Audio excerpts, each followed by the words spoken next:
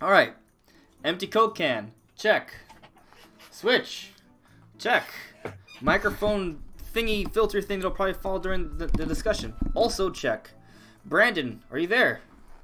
No. No. Okay, that's not checked. But what about your hair? It's not there either. Also gone. Not checked. Oh, I guess we're done. Well, Yep. Thank you everyone for coming. This is the Andres Restart podcast. I hope you enjoyed it. See you later. Boy. Yeah. What's up, everyone? This is Andres Restart. I'm joined by Brandon from What About Nintendo. I see that your hair, it's missing. Yeah, it's gone. It disappeared. I went to sleep. I woke up. It was gone. I don't know what happened to it. Yeah. Right away. Haircut. I'm trying to see if there's something I can do about your camera being smaller on my side from the control room. It's on. It's like that if I click on myself too, and I don't know why. What if your camera settings are set on 720p instead of 1080? I I know you said it was widescreen, but sometimes, like, I don't know, whenever the camera's set, it should actually be set to 1440p actually. Then again, Google Hangouts usually automatically lowers it, or at least appears to not have any. Oh god! Actual I broke it. things I broke the computer. Okay. Oh no, you killed life. Yeah, I destroyed it. Yeah, I don't have any options for. I mean, it's not really a big deal. It's just kind of like mine is bigger than yours. Right.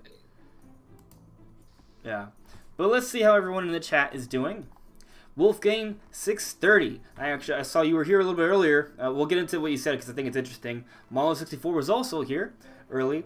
Mastermind, oh, you're still at work. Well, I hope you still get to watch at some point. I think Josh, you fixed it? I think so. You did. I accidentally clicked some setting. I meant to mirror the video, and I think I hit like the lower third or something on accident. Zoom out or in out or whatever. Break everything. Ariella, how you doing? Sabbath64.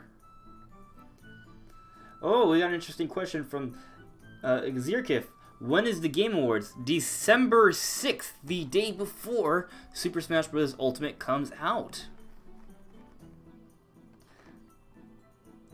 Bald Brandon. Yeah, this is Brandon's I'm not new form. bald. I just actually have a forehead. It exists. Yeah, you do have a forehead. It is there.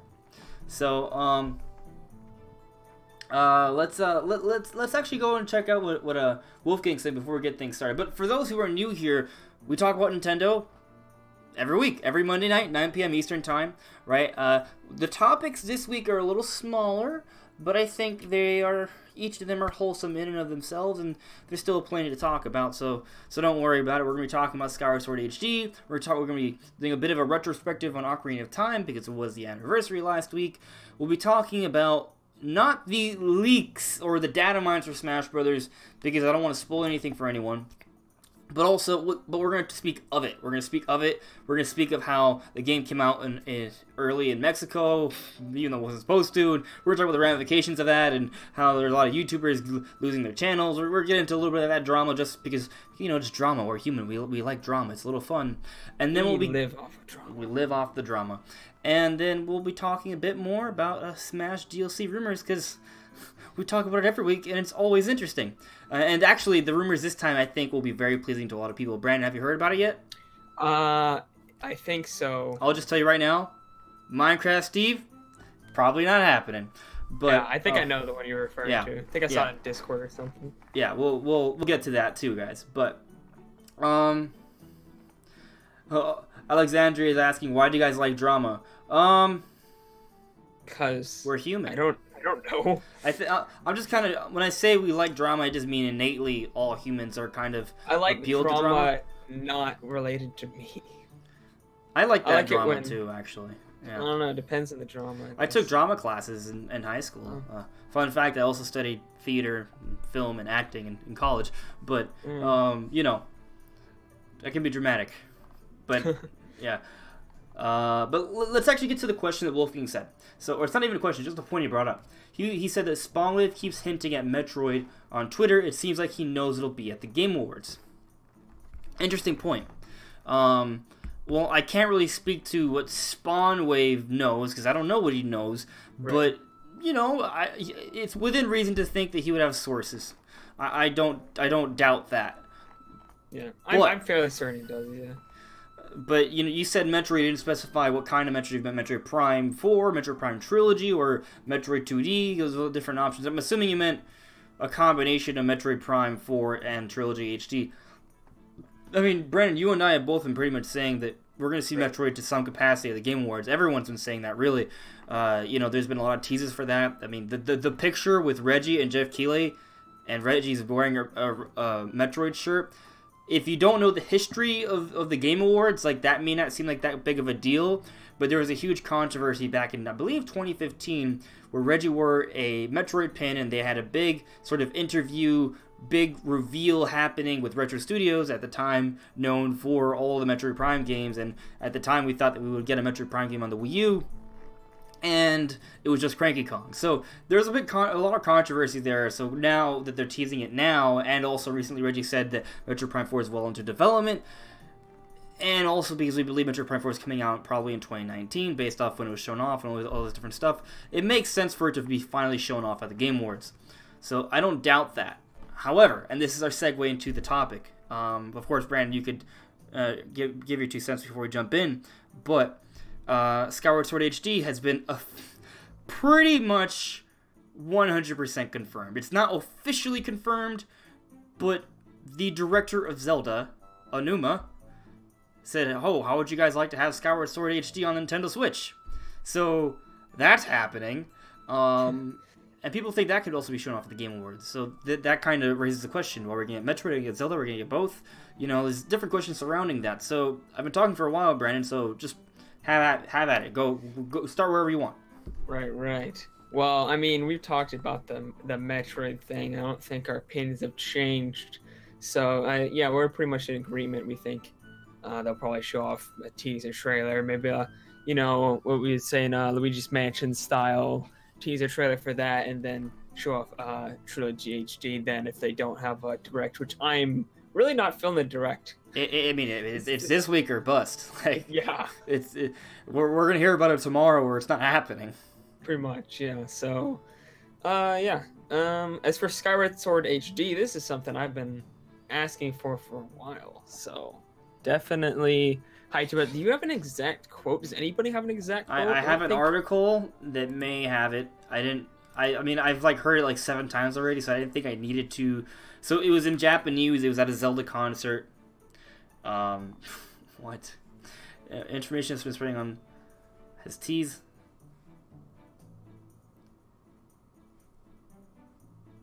Okay, so all I really all I know, because this article here doesn't tell me exactly what happened, but basically, Onuma was at a Zelda concert, and it was in Japanese, so it's been translated by people who are native speakers. And basically, he said, "Oh, how would you guys like? You guys would love to see Skyward Sword on the Nintendo Switch, right? Like something along those lines." Mm-hmm. You know, it's pretty clear from everything I've heard. I'll have to go back and get the actual translation, but I'm sure you guys could find it with a quick Google. You probably have already heard it already. Yeah, this isn't really like maybe he meant like there's a small chance that you don't. No, he's definitely teasing. No, there's literally no reason to say it's not. I don't think it's really a gray area at all. I think it's. Yeah. He said, "How would you guys like to see Skyward Sword HD on Switch?" The director of Zelda doesn't just randomly. Well, he didn't say. I should say he didn't say HD. He said Skyward Sword on Switch. So theoretically, it could be just Skyward Sword ported over, right? It could be maybe a Wii Virtual Console. It could maybe mean a collector's edition of Wind Waker, Twilight Princess, and Skyward Sword. Those are all options, but given how we've seen Wind Waker HD, Twilight Princess HD, and we've all sort of expected Skyward Sword HD to come. Brandon, I think you and I have been talking about it probably being a 2019 release like several times already throughout the year. So it's kind of interesting to see that speculation's, I guess, sort of perhaps confirmed, right? Like that's probably this is highly likely. This is not. How long has it been since Twilight Princess HD? It was like 2016, 2015. It was a long time ago. 2016. 2016, 2015. It was like early, like February or something. I want to say 2016, but I could be wrong. It was really early in the year. It's though. 20. I remember that. Yeah. Skyward Sword. No, I typed in Skyward Sword HD. Twilight Princess HD. Oof. Yeah. I can't type. My cord. Oh god, what's happening? What's happening? Oh no. Oh no. Oh no.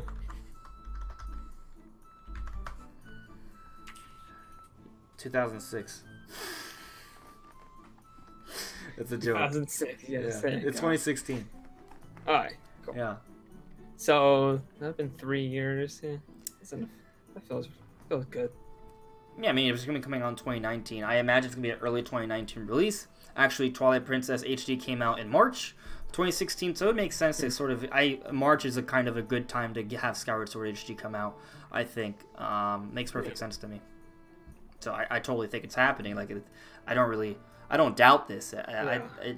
It's super I'm likely. just like, they keep adding all these potential 2019 games, and I'm just like, there's something. Inevitably, some of them inevitably some of those games that we've been hearing about aren't going to be there, right? That Pikmin game that we still haven't heard about, I mean, at this point, like, I don't think Pikmin's going to be a 2019 title because it hasn't even been announced yet, right? Pikmin, it could be like a summer title though. It could, but so could Animal Crossing, right? We're already getting Yoshi. We're already getting Fire Emblem. We're already getting Daemon X Machina, right? Town's going to come out at some point next year. Pokemon's coming out at some point next year.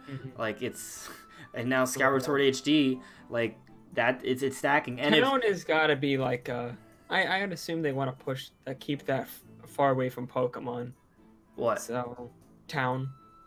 But it could be, I would imagine it's kind of more of an earlier title. Yeah, that's what I'm saying. First half of the year at least. I mean, maybe it could be late summer. Town could be a late summer title, and if it's like a budget digital title, like, you know, its window for when it can come out could also it widens. It doesn't have to be like the big release for a month. It could be just kind of like an eShop download one random week where it's not too busy. So I don't think that Star Fox Racing game is going to come out next year. It might, but I would say that the games that haven't been confirmed yet, those are probably safer bets for not 2019, right? Because if something has to not make it into 2019, Pikmin and the Star Fox Grand Prix are games that I could say, oh, okay, maybe not. But at the same time, just because they haven't been announced doesn't mean they're not ready, right? So, you know, I think Bayonetta 3 might get pushed. Bayonetta 3 is also something that I could see not hitting 2019, especially because it's not being made by Nintendo, right? It's Platinum Games. So when we look at like the trend for Nintendo announcing games, it's different from when Platinum is doing it, right? While Nintendo is publishing it, they're in the works with them. I'm just saying that, like, you know, like, their development trends don't necessarily line up with Nintendo's development trends, right? So, you know, and on top of that, Metroid Prime 4 was announced way before Bayonetta 3, right? So if you look at it from that perspective, I would say it's more likely to expect Metroid Prime 4 as opposed to Bayonetta 3. But of course, people were like, oh, but Metroid Prime 4 is a much bigger game, so it should take much longer. Yeah, but you also don't know when development started, right? So, and Bayonetta 3 is a pretty big title too. It may be kind of like a niche audience, but so is Metroid is also at this point kind of niche, but I think it's going to hit a bigger market on the Switch. So it's hard to say. There's so many different games, and not all of them are going to make it. It's just that simple. It's kind of like with Smash, right? Whenever we're like speculating characters, there's all these characters that are like, oh, all these characters would be great fits into Smash Brothers, but never can all of them actually make it, right? Some are just not going to make that cut. That's just the reality, right? So some of these games that we're talking about aren't going to make it into 2019. They're going to come eventually, right? But, you know, it's not... I don't see how every single one of these games is going to come out. And there's going to be some surprise games too, right? Maybe one of those surprise games is Star Fox Grand Prix, and it does come out next year. Right. Yeah, I think during the last... what was those...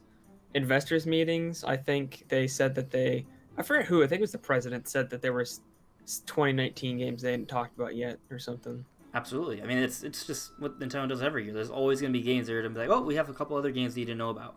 So right, which is crazy because I could already fit a game every month. And it should also be noted that while I assume Metroid Prime 4 is a holiday 2019 title, and I do believe a lot of people follow that same train of thought, it's not confirmed for 2019 yet. I think it will be confirmed at the Game Awards, but it's not confirmed. So, you know, that's another thing to take in consideration.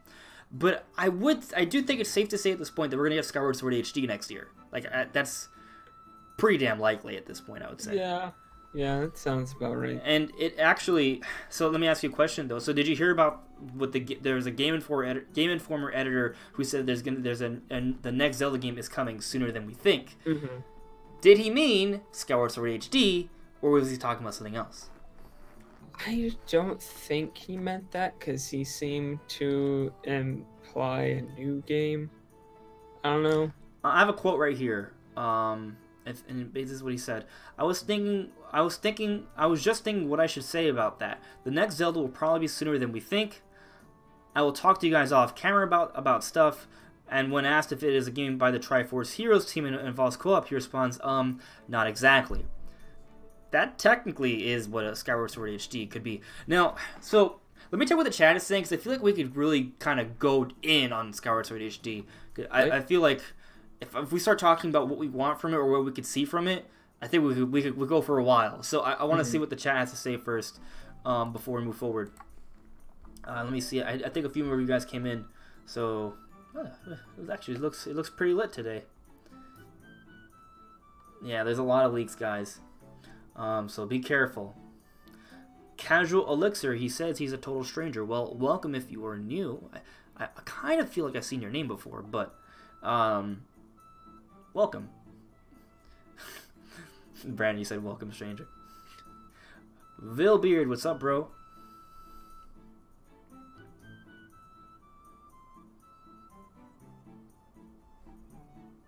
Samus added me. He said, also on Instagram, I saw that someone got their hands on the Ridley amiibo as well. Well, that's not surprising. Wow. Damn. There's a Nickelodeon time capsule. I'll have to look that up. I have no idea what that is. Me either. Robeer, what's up, bro? So Josh Sheriff said, one time I was at my local GameStop, I think a week before Smash 3DS was going to be released in 2014. I remember the guys from GameStop having packages that said October 3rd, so it was so close to a week. So yeah, sometimes stores get it early. So you know, if someone at a store doesn't do a good job with the merchandising of what they have, these kind of things happen. That I didn't look into the story exactly with the whole Mexico leak of her Smash Brothers, but that's probably not too far off. 77-3R.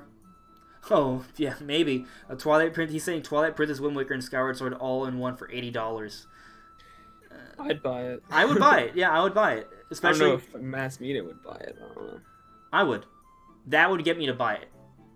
I think people would look at $80 and would be like, ah.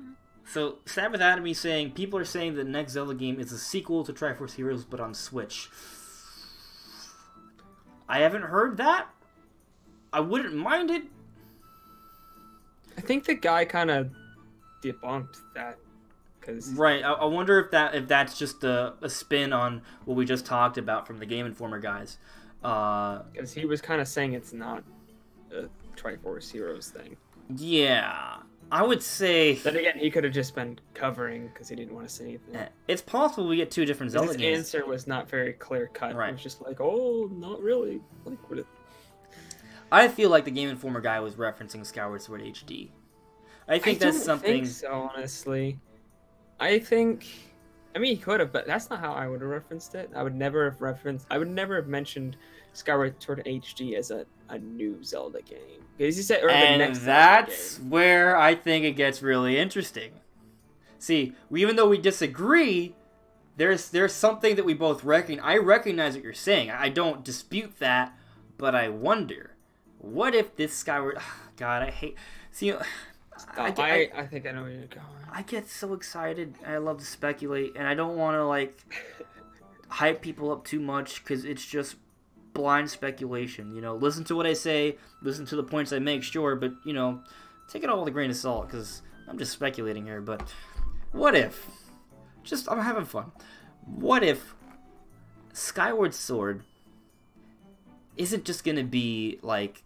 you know, the Wind Waker Twilight Princess treatment where it's just kind of like, you know, at a higher resolution they improve the lighting and textures a little bit and call it a day. Like, what if they're doing something a bit extra to this game? what if? What if they're gonna change it up a bit dramatically? Like, now I'm not saying it's gonna look like the Twilight Princess HD demo from when the Wii U was shown off, but you know, what if there's a lot of things that I think they could do to really improve Skyward Sword. Now, don't get me wrong, I love Skyward Sword, but I don't think it's aged well. I think the beginning is kind of slow-paced. There is a lot of padding in the game. I enjoyed the motion controls for the most part, but a lot of people are divided on it. So, you know, Nintendo wants most Zelda fans to like it, not 50% of them. So, you know, even if we're on the right side of liking the motion controls and everyone who doesn't like motion controls is wrong, which is not true, but I'm just saying, if you're of that perspective, Nintendo still wants almost every Zelda fan, if not every Zelda fan, to like Skyward Sword, so they may feel pressure to find a way to make it work. So there's different things that they can improve upon, and especially now with Breath of the Wild out and it's kind of brought in a new audience, if they go ahead and release a Skyward Sword HD and it's completely different from Breath of the Wild, like kind of like the opposite of it in like every way, it really is. Some new Zelda fans might be turned off by that. You know what I mean? So this is, and like, I just take it with a grain of salt. It's not happening. I'm wrong, okay? But it's fun to speculate. What if they're kind of going a little overboard here and just kind of changing Skyward Sword more dramatically than they did with Twilight Princess and Wind Waker HD? Like, the game is segmented. What if they change up the map a little bit where it's not segmented anymore?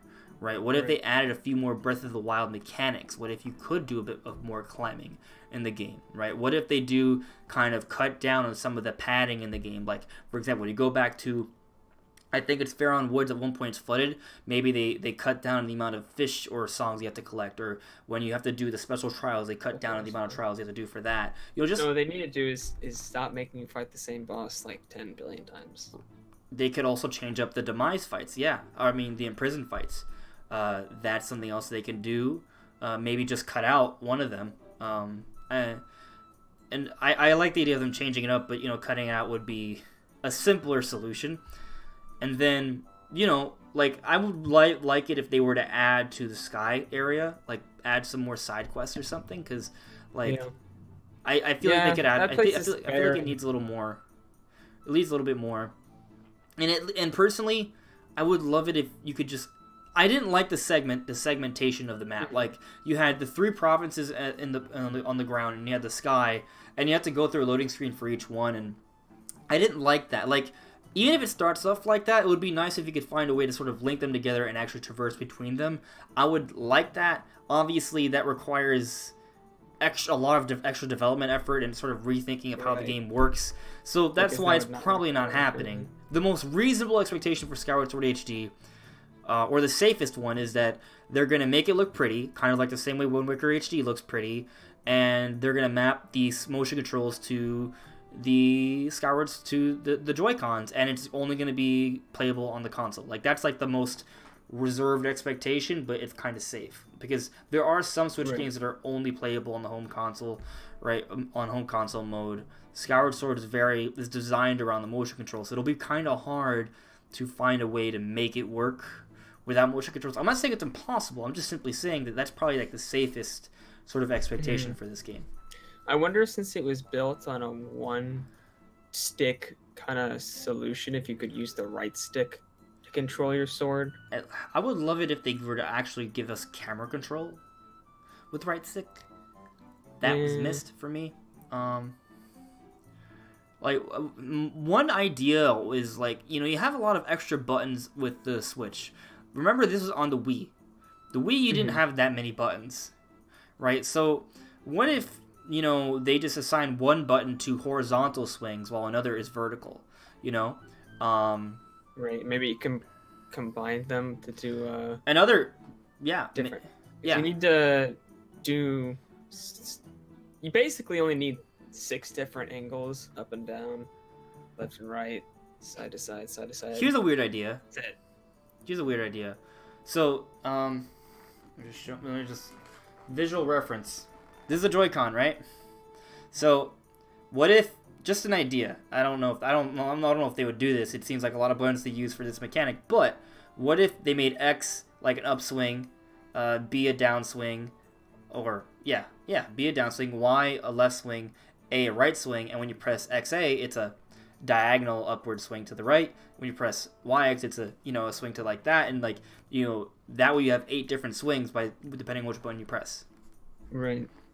I think that could work. And you still I wonder have... if they could just do. I still think that the easiest thing for them to do would just use the camera the same way it is, and then just push the direction on the right stick that you want to swing. But does it feel good? I think it would. Okay. I mean, and then you don't have to change the camera controls because you could just have it. You press the trigger to center the camera because that's how the game was designed. It did work that way. It'd just be like classic, like Ocarina of Time and Skyward Sword. The classic Zelda controls. Yeah, that would work too. My way is kind of crazier. My way is like how it takes too many buttons. It's too complicated. Yeah, it is. It is way too complicated, but it would be cool. And I would love it to actually have a normal camera. I hate it when you can't move around the camera. That to me that's just kind of But yeah, I would say that's I don't know if it's a safer well my way's crazy, so it's probably safer than what I said. But, I don't know if that's necessarily what they're going to do either. Like, I just don't know. Like, while I agree with you, that's definitely something I've considered before as well. I know a lot of people have. It's just kind of like, is that going to feel good? Like, are they going to go into Skyward Sword and think, oh, okay, using the analog stick to control your sword swings is going to be a good way to sort of get it to work? Like, they might not like it. They might not. You know what I mean? Like, I think it would work. It could work. I'm trying to. But will they feel like that's the right way to do it? Honestly, it'd probably be the closest to the motion controls because you can move it full 360 degrees and stuff. You can click it in if you want to do like the stab and stuff. Mm-hmm. Oh, that's right. You also have to have the thrust. I forgot about that. So my strategy wouldn't work. Damn it. No, the dream is dead. It's hard to say until you try, but I'm thinking about how it'd work, and I think it would work really well. Well, what if they just if we're just going back to my idea, the sword swings. What if they turn it just to 2 buttons? One is horizontal, one is vertical. But if you press them together, it's diagonal. Depending what direction you move your left control stick, that kind of controls it. It's still, and you have to make a 3rd button to thrust. Like no. Yeah, it's a lot. But there are some games that do that. Yeah, but then you'd have to be moving to the right to do a horizontal swing to the right and to the left. That'd be annoying. Kind of need to be staying with them. Mm-hmm. Yeah. I see what you're saying. Yeah. The simple solution is just to not have portable controls, and it's purely motion controls. Right? But I feel like they wouldn't do that. Well, they did make the catching mechanic in Pokemon Let's Go 100% motion controls in docked mode. Right. And even in portable mode, you still have the gyroscope on. You can't turn it off. Yeah, but it still works. I don't know how it would work if you were playing in portable mode with the tabletop mode. Only tabletop mode. They'll release a new peripheral for the Switch where you can strap on a table to your waist, place the Switch there, and then you can walk around, and play in tabletop mode portably. That would be the most ridiculous thing. Yeah, but you know what? I think it's so stupid. You could probably sell some on eBay. Like, I'm sure somebody would buy it. It's like those people who push around generators with like CRTs on them and consoles and stuff that play games. It's ridiculous. I mean, you've seen people do that? I've seen people do that, and before the Switch, that was actually really cool. But it's not convenient though. No, it's heavy and it can get hot and all that other stuff. But yeah. I like to go crazy with ideas here, but let's first just kind of ground ourselves in the safer prediction, and then let's maybe speculate on cool stuff they could change. Right. So I think we both agree it's probably an early 2019 title, right? Or no? Yeah. Or no? Early 2019 might be a bit packed actually, so they might move it to summer. Okay. Well, first half of 2019 is really what I mean. I think that's possible, yeah. Okay, so we can stand there. So I feel like that's a safe conclusion. First half of 2019, so that's a 6-month window, but somewhere in there. So is this going to be a part of a package deal with the other games, or is it just going to be standalone $60? Knowing Nintendo, it's gonna be standalone $60. Standalone $60. I think that's all. I believe that as well. Maybe 50. They are really generous. If it's 50, then they barely change anything for this game. If it's 50, it's because all they did was improve the resolution a little bit. You know, put it widescreen, 1080p, and you know, basically maybe put it on the Wind Waker engine at best. And then they just map these Wii controls into the Joy-Cons and then call it a day. Like, if they did that, then it would be 50.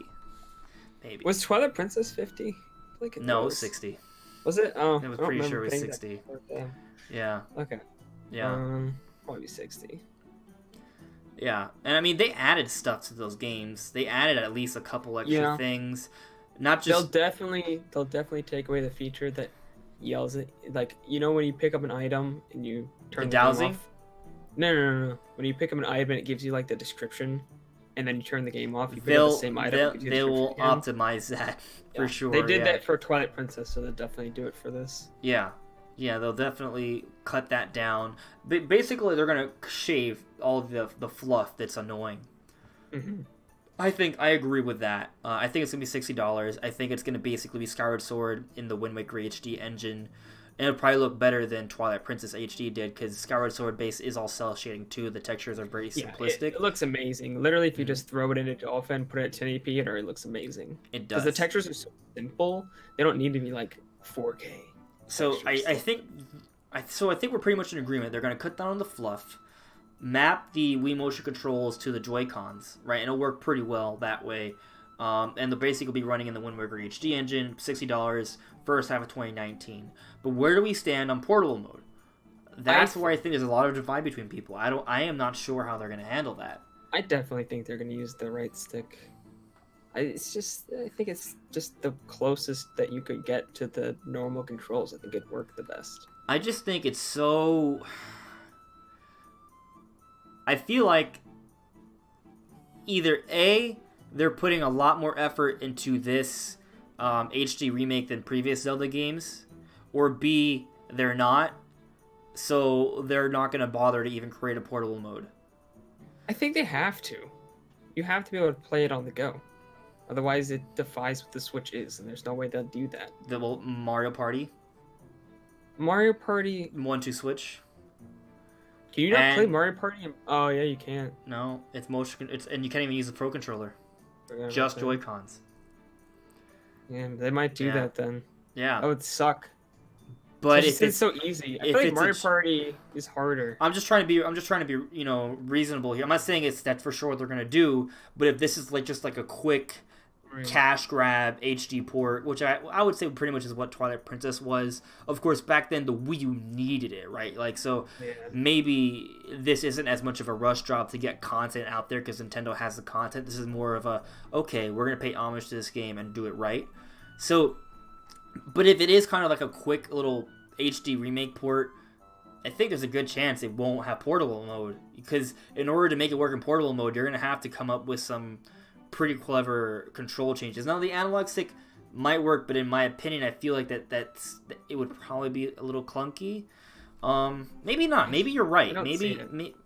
I mean, it is like the way you explain it does make sense, because it's the easiest way to emulate all the controls and still like keep all the buttons left, right? Like, they didn't design the game to have a movable camera. All they did was have a camera centering button.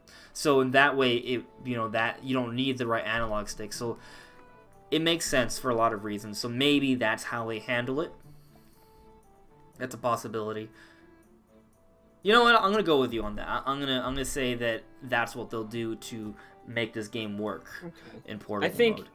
Yeah, I think if they do have a portable mode, that's the only way I could see them doing it, to be honest.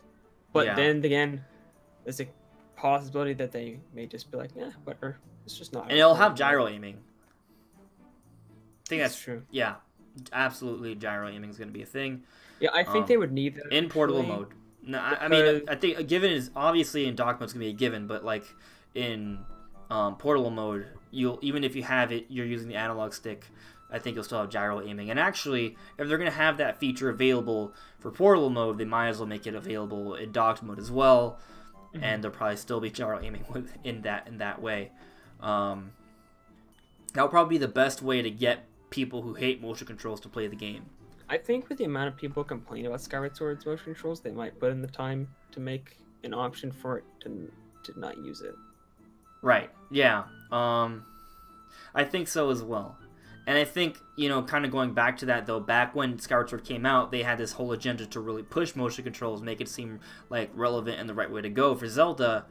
So they really, like, shoehorned in a lot of extra motion control stuff, like with the swimming and the dowsing.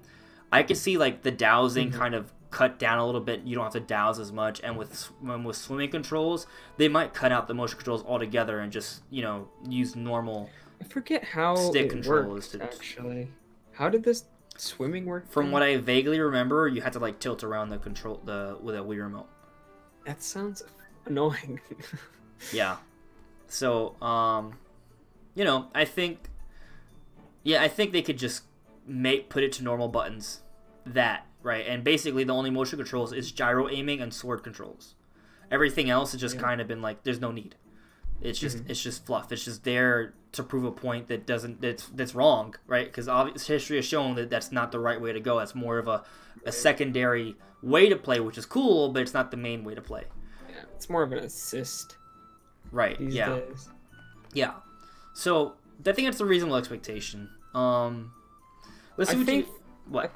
I think they'll also add I think they'll add stuff to the sky. Honestly, I don't think it's that far of a stretch to think that they'd add things to do in the sky, because that's just one of the things people complain about is there's nothing to do, and it seems like something easy that they could add just more stuff to explore. It'd be cool if they did, because since they added they did a lot of quality of life stuff for all the Zelda remakes, but they still added a little bit of additional content too. Right? They may have they added the trial chamber in Twilight Princess, for example.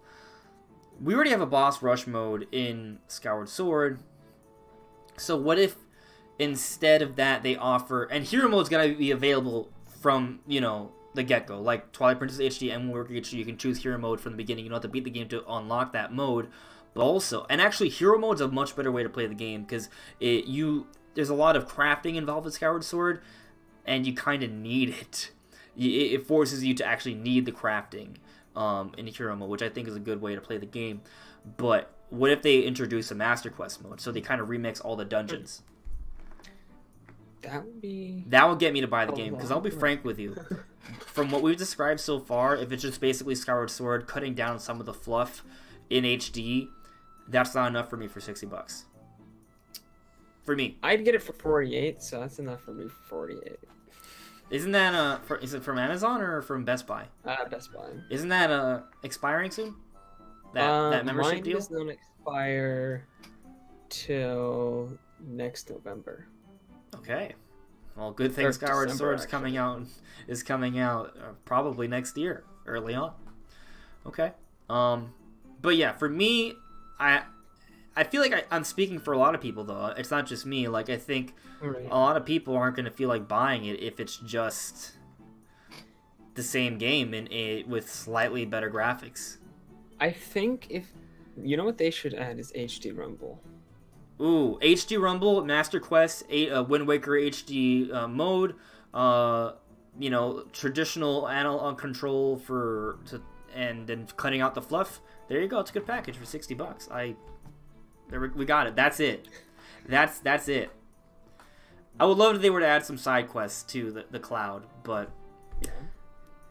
if I had to choose between that or Master Quest, I'd choose a Master Quest. I think a Master Quest is a lot more work. I don't think those are equal. No, but I want Master Quest, and that would make me buy the game. If you add two or three extra side quests to the sky, I'm not going to buy the game for that. No. Unless it's like an epic long side quest, but that's not happening. I just don't see them adding a Master Quest. Like, that'd be amazing, and I'd love that, but probably not. But do you think they'll do anything then to really entice old returning players? especially those who played Skyward Sword recently, like, or People no. play Skyward Sword recently? I tried. For Valentine's Day, I decided to play Skyward Sword and I stopped. Yeah. Honestly, Nintendo is kind of lazy with their HD remakes, so yeah. No, I don't think they are. I wish it was kind of like what Sony did with Shadow of the Colossus. Yeah. Yeah, like that was really cool. I want them to remake Twilight Princess with the same graphics as that Bridge of Elden stage on Smash Ultimate. That needs to happen. Yeah, or with the same graphics from the Wii U tech demo from 2011. That'd be nice. Yeah. I also want them to reimagine Ocarina of Time. I said this before, but I want them to reimagine Ocarina of Time and sort of retell a story slightly different. Kind of like a Pokemon Let's Go, but for Ocarina of Time. But not chibi and cute, but kind of like badass and epic, using the Breath of the Wild engine and telling the story of how Link fell, right? Because the Ocarina of Time split caused 3 different splits, but they never really explained the third split. So what if they reimagined Ocarina of Time, and told the story of why there was that third split? And then they'd use that as an opportunity to reimagine Ocarina of Time with a Breath of the Wild engine, new side quests, new bosses, maybe throw in a couple other dungeons. Of course, this is all me dreaming. It's never going to happen. Right. It's never going to happen. But it'd be really cool, Right. Let's see what you guys are saying in the chat, though. Let's see. Right, so Vilbeer was saying earlier on, yeah, it's okay. You'll be fine. I shouldn't talk about this, but in Skyward Sword with an emulator, you can do exactly that. Map the gestures to buttons. I already played the whole game that way. So I think he's actually speaking to what I was suggesting about mapping the actual attacks to different buttons. There's enough buttons to do it, so it could theoretically work. But on paper, Brandon's idea sounds a little bit more elegant. We'll see how it works out, but I think either way, they can make either way work. But which way would be better? Right. It'd be interesting if they offered multiple ways to try to play the game. That'd be nice. Yeah. Hey Isaiah, how you doing, man? So let's see what else is going on here. Mark Jacobs, what's up? So Sabbath added me. He said instead we get Link's crossbow training. Oof. Oh god. But it's Link's crossbow training 2, and it's in Skyloft. That's the Skyward Sword tease that Anuma was referencing. I would check it. I don't know. Let's not even play. Let's not even pretend. It was like $10. I'd check it out. So Josh is asking me what was the Wii U Zelda tech demo. So can I do a? I'm not gonna play video right now, but I can just screen share real quick. The epicness of this. I wish we'd gotten like direct capture of this, because all I've ever seen is off screen of it. I don't think there's ever been any direct capture of the demo. You sure? I've never been able to find any. Well, there's at least a couple images. Yeah. I'm just saying, like, I wish we had like a high quality direct feed, because I haven't been able to find anything that's not off screen for it. Okay, so I'm actually what I'm gonna do is I'm gonna just put this image here. This is an image from the tech demo. I'm not gonna put the whole video. You can just Google it. Go on YouTube, Wii U tech demo 2011. You'll see it. There's 2 tech demos. One's for Zelda. One's for just kind of random stuff that still looks good. I don't even think I saw the random stuff. I only ever saw the Zelda one. Zelda 2011 tech demo. But I'm gonna put this up so you guys can see it for a moment. It looks amazing. This was like my wallpaper back in the day for like years. Okay, how do I do this? There we go. Perfect. That should cover up the whole screen pretty damn well. Yeah. There you go. That is actually taken from the tech demo. Like that's supposedly this is actually running on the Wii U. Right. Something inside me doubts this. Well, I think it was totally possible in the Wii U, but here's the thing. Keep in mind that's all inside of a building, right? It's true. How does the game look outside of a building, or how would it theoretically look outside of a building? They were able to come up with that kind of level of detail in a small space, right? That's one of the reasons why Metroid Prime looks incredible for its time. It came out in 2001. Right. It's all generally just small areas, you know, and every time you go to the next area, it loads really quickly. That's why that's what's so smart about the beam doors. When you shoot them, as you shoot them, and if you're approaching them, it's already loading the next area. So, and also the hallways in between the big rooms, that's also another way to mask the loading times. So that's how they were to make Metroid Prime look amazing. So just kind of going back to this point, though, like, I do think this was possible on the Wii U, but confined spaces, as this room is. It's a confined space. I mean, it's a big room, but it's one room, right? It's not a vast expanse like Breath of the Wild is. But I do think that with some time and optimization, they could probably come kind of close to this on a bigger scale with the Breath of the Wild engine. I don't think it's that far off. I mean, if you look at Link himself's not really that detailed for today's standards. You know? Actually, none of this is really that detailed for today's standards. Like, if you look at the pillar, right on just the right side of Link, like, it's actually kind of like low-res texture, right? And actually, the rocks also are kind of low-res rocks, you know? Like, they are. And, you know, like, the spider, I mean, okay, it's a decent poly model. But there was actually some really good particle effects and lighting. Like, these are it was just showcasing what the Wii U, some of the effects the Wii could pull off. But yeah, this is basically, you know, so I showed you guys what this is. But you know, that looked amazing. Let me go back to the chat before we get back to our topics here.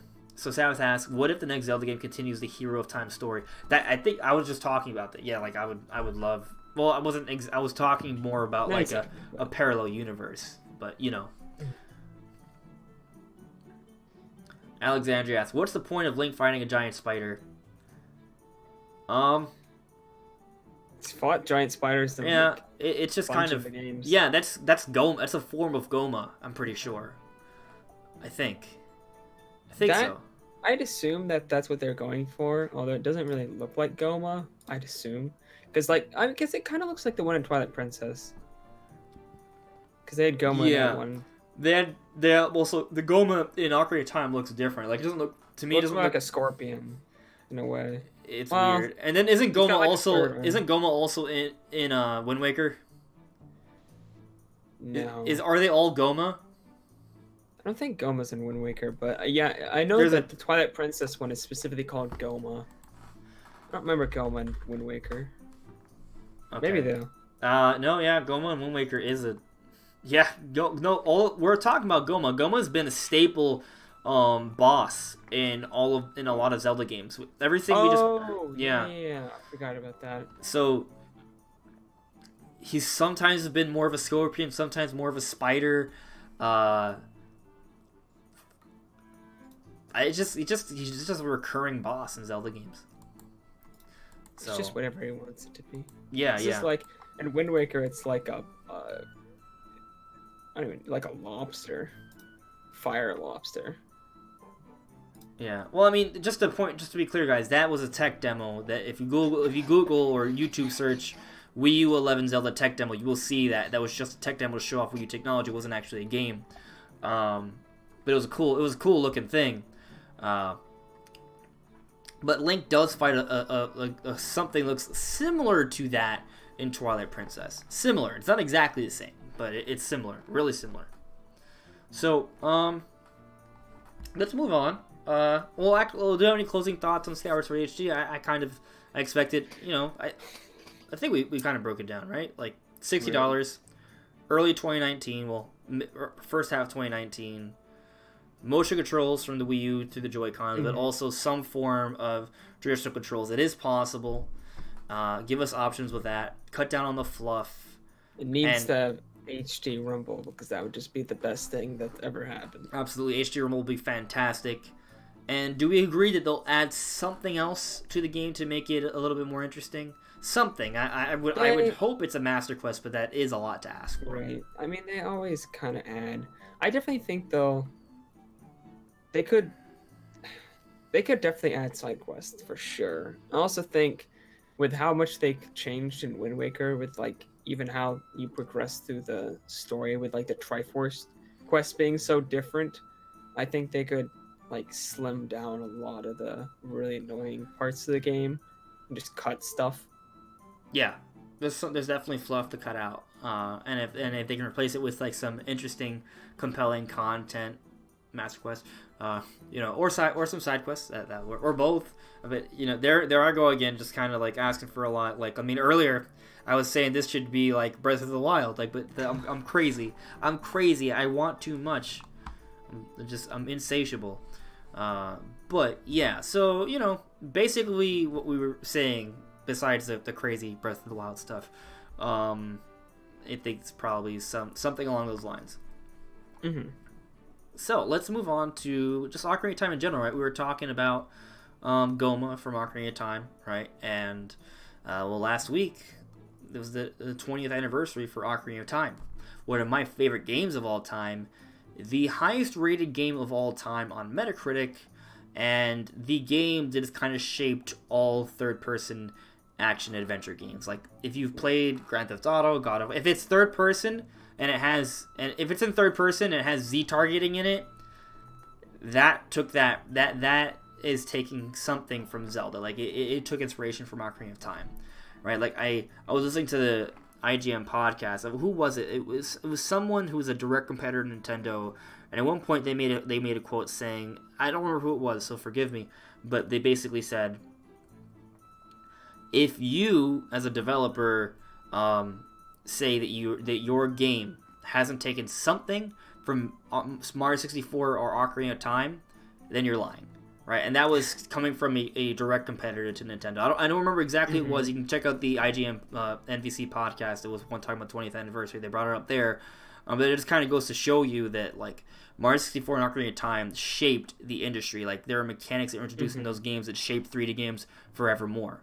So Ocarina of Time is huge. It's a big deal. And for me, for years, it was 100% my favorite game of all time. Now, I think my opinions have just become more nuanced. Like, I don't like picking a favorite now, right? Like, there are other games that I cherish very highly, like Metroid Prime, Resident Evil 4, Wind Waker, Breath of the Wild now, Super Mario Odyssey. So, like, there are games that I just appreciate for what they were at that time that I played it. So, but still, Ocarina of Time, like, it's the game that kind of shaped my childhood the most. Mm-hmm. Yeah. Ocarina of Time was the first game I ever played, and it's what got me into games, and it's why I'm such a huge Zelda fan. It's why I'm wearing the Zelda shirt, and it's aged like a fine wine.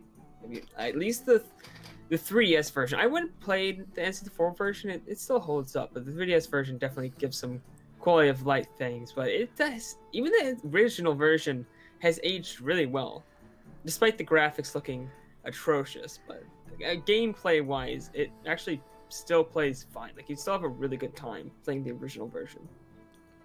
Yeah, I agree for the most part. I mean, I don't think it's aged perfectly. Like, I think, to fully understand just how big of a game this was, just how amazing this game was, you had to have played it at the time, right? Or have lived under a rock and then played it without playing anything else that came out after it. So, like, because the thing is, right, 3D graphics already existed. It wasn't that, like, the N64 invented 3D graphics. They didn't do that. Technically, the first, like, console 3D game was on the Super Nintendo with Star Fox, right? But there were some arcade games sort of getting into the 32-bit era, using polygons and stuff like that. And then, of course, the Sega Saturn and the PS1 came out before the N64, right? But the way you traverse and explore the environment for Super Mario 64, and then the way they did it in Ocarina of Time, both those games just took it to a whole other level, right? Like, before, you couldn't, the way you would explore and go about games was very clunky, and these two games completely reshaped how games are done in 3D. So just kind of imagine, like, playing 2D Zelda, and then all of a sudden you experience what basically is the closest thing to an open world 3D game, which, in my opinion, has the best music of the series. It has some of the best boss designs. Like, the lore that game created is incredible, and it invented Z targeting. It is the father of all 3D of all third-person action games. So it's kind of hard to. I don't think anything I'm saying right now is none of it's hyperbole, right? It sounds like hyperbole, but that's just how special Ocarina of Time was. Right. I mean, it was amazing. But Brandon, how about you share your first experience with Ocarina of Time? Oh, I don't remember my first experience with Ocarina of Time. I was like born 3. with Ocarina of Time in your Dude, hands. I was. Okay. As soon as like I was playing games as soon as I could hold a controller, so I don't really remember. I remember playing the first segment over and over again, and hating the water dungeon, never being able to get through it. So I didn't get to Adult Link till I was like 6, which by that time the game, like Wind Waker was out, I think. Mm-hmm. By the time I got to Adult Link. So, no, I think my uncle beat it for me, actually. He got us past the dungeon, and then we got to experience the rest of the game, but I never actually beat it myself, like, till I was 6, so. I didn't beat it when I was a kid either. So for me, I got Ocarina of Time for one of my birthdays. I don't remember which one. I would like to think I definitely got it in 1999, because my birthday is in October and Ocarina of Time came out in November. So if I got it for my birthday, the earliest it could have been was October 1999. Unless I lived in some sort of weird... No. October 1999, I was 3 months old. I was not 3 months old. I was born in 1991, and I just clicked on the calendar for the month. I don't know how that helps me figure this out. But let's see. If I was born October 91, that means by October 98, I would have been 7. So I played the game when I was 8 years old. Okay. Yeah. And for me, what I remember is the thing is that that time, what I remember, in my house the lights were off. Okay, so it was at nighttime at that point, and I remember they had the game hidden in one of the corners of the kitchen or something. Right? I was 8 years old. So like, but we put the game on. So like I said, the lights are off. So you know when you're in a living room, right, and you have the glow of the television, right? So it's like that whitish, bluish kind of glow that permeates through the room.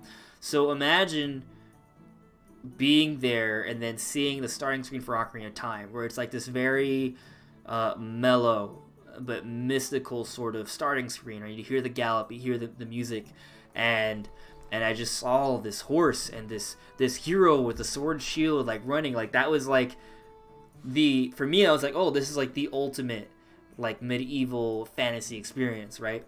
Which is that's what Zelda is. And like that was just such a mystical experience to me, just like see that. And when you're a kid, everything feels extra magical, so much more mystery to everything.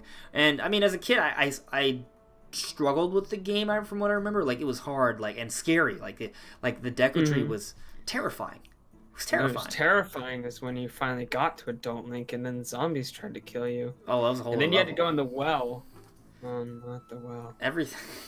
Everything about. There were so many elements of Ocarina of Time that were disturbing and scary. It took me a few years before I beat it myself. I played it, but I mostly watched my dad play it. So I sort of experienced the game with him, right? And that was one of my earlier like experiences. Like I have a good relationship with my father, but like a lot of my childhood memories of like watching him play video games, right, or play with them. Mm-hmm. So there was that was bonding my PlayStation experience when I was young, because my dad was really into PlayStation more than Nintendo. So anytime we experienced PlayStation, it was usually him playing. What? Not Zelda. No, but he'd play like Ratchet and Clank and. Okay. Uncharted when we got the PS3. Obviously it was a little far along, but see, the thing is the premise of like having your childhood with Uncharted is weird, but I realize I'm a few years older than you. No, it wasn't that was the PS3. I was like teenager, young teens. You weren't that. You're not 12. No, Uncharted was just the first game that popped in my head because I love that series. But no, like ever since the PS1 we've been watching him play that. So So, what is your favorite dungeon in Ocarina of Time, if you can pick one? And I would count the Ice Cavern, the well against it, but like just, you know, even if it's not like a full-on dungeon, it just it could be more than just one, you know, but just one that comes to mind. Trying to think. Honestly, the dungeons are, I guess, in hindsight, having played the later games, they're not the best dungeons in the series for sure. I kind of all like them the same. They were all just kind of good. Like, other than the water temples, which were terrible, they were all just like. I think the water temple was good. The second water temple is actually not that bad. The first water temple, the one where you're a kid inside Jabba Jabba's belly, that one's terrible. I was playing it the other day. It still pissed me off. Yeah. So for me, I think they're all good. I can't think of what that stands out as like the best. I agree that the dungeon designs themselves don't necessarily hold. Oh, I thought of one. Forest dungeon when you're older. Forest temple. Good. Yeah, forest temple. Oh, okay. I thought you didn't like that one. I didn't like one section because I got stuck.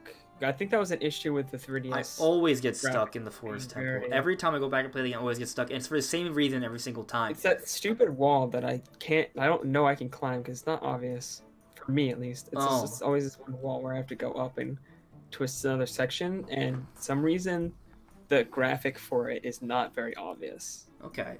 For me, the reason I always get stuck at the forest temple is because there's a key you get in the first room of the forest temple that is very discreet, and if you just run into the dungeon guns blazing, like I usually do, you always go back to careful, so this never happens to me. It's just for whatever. It's that first room. It's that first room, because it's really high up, and I don't know I what. think I remember what you're talking about. Yeah. But the thing is, like when I go in, once I'm in the main room, I'm very careful. Like I look through every little detail, but it's always that first room that I always just think I just kind of rush in for whatever reason I do. Maybe it's the wolf fight that kind of gets me surprised, like makes me forget or something. Yeah, I remember there's wolves in that room. You know, I always get stuck there because of that. But besides that, painful. I've replayed the game like 4 or 5 times, and every time I forget it. But like what I love about the Forest Temple, well, about a lot of the dungeons in Ocarina of Time, even if the designs themselves don't always hold up in terms of the puzzles and how it all comes together, the music for all of them is really interesting. The atmosphere for them holds up really well. Like in the Forest Temple, like that music is so eerie, you know, but also really cool at the same time. And the lead up to it's really cool, right? Like you like finding Saria, right? Like, you know, using the hook shot to get up into the Forest Temple. Like that's a really cool moment when you don't know how to use a hook shot, when you don't understand it. Like it's kind of like a mind blowing moment. And I like how Ocarina of Time has lore for like everywhere you go. There's like reason and like backstories, and a lot of times you go back to where you've already been, and you're just like, oh, remember this random like old ruins on this behind this tree stump your childhood girlfriend used to sit at? Yeah, that's actually a dungeon. Just gonna go there and explore this now. Yeah, like it's so cool. There are so many details, and actually another interesting thing that I don't think a lot of people bring up is the well.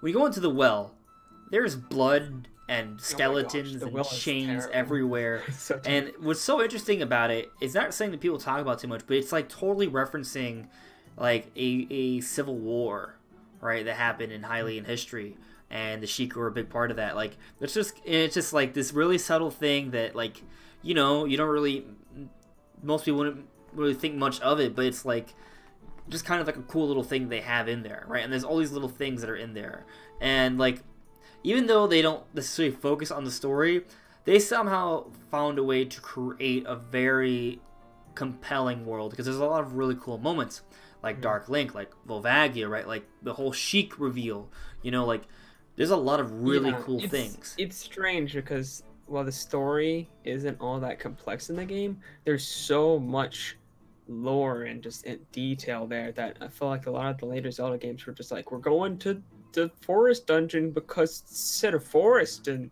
there's a dungeon. I don't know. They just did some things right, and I think part of it maybe because I experienced it at the time and because it's such a new thing for a lot of people back then. But like, I feel like I appreciated more as I got older actually, and I noticed all the details. So when I was a kid, I didn't care. I just wanted to beat the game. Yeah, yeah.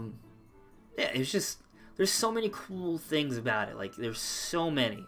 It's just incredible. And then of course that's the game that like started it all with the timeline debates, right? Because it's where the big split timeline thing happened, and there's that whole element to it. And there's so many people that love Dark Link. Like Dark Link was epic in and of itself, and then there's the whole Zelda thing as well. And Ocarina of Time is one of the coolest games to speedrun because people are still finding ways to just completely, like wreck times. Like now, I mean, this has been a thing for years already, but basically the first dungeon, which you can get to in less than 5 minutes into the game, by the way, which is really cool. Like, you can, like, right before the boss room, you can sort of, like, glitch yourself into Ganondorf's castle at the end of the game. What? Yeah. You can beat the game in, like, 10 minutes. It's possible. Wow. Yeah, it's crazy. But there's just so much to the game. And then, of course, there's the R-Wing that's, like, hidden in the game, right? Which is also just a weird, random thing. I actually forget where that is. Like, I remember... I don't think you can access it normally. I think you have to, like, hack the game or use a Game Shark or something. But it's... From what I've seen, it's in the Kokiri Forest. It's in the beginning, the Kokiri Forest. I think the 3DS version has a reference to it. Really? I don't remember. I don't remember that. I remember finding a reference to it, like, actually in-game, but when playing through the 3DS. I think they might have actually referenced it, but I don't remember. Maybe it was just me hearing about it, and I'm making things up in my head. This is possible. Very possible. So, yeah, I guess just to pick a moment for me that I really loved about Ocarina of Time, because I loved every moment, really.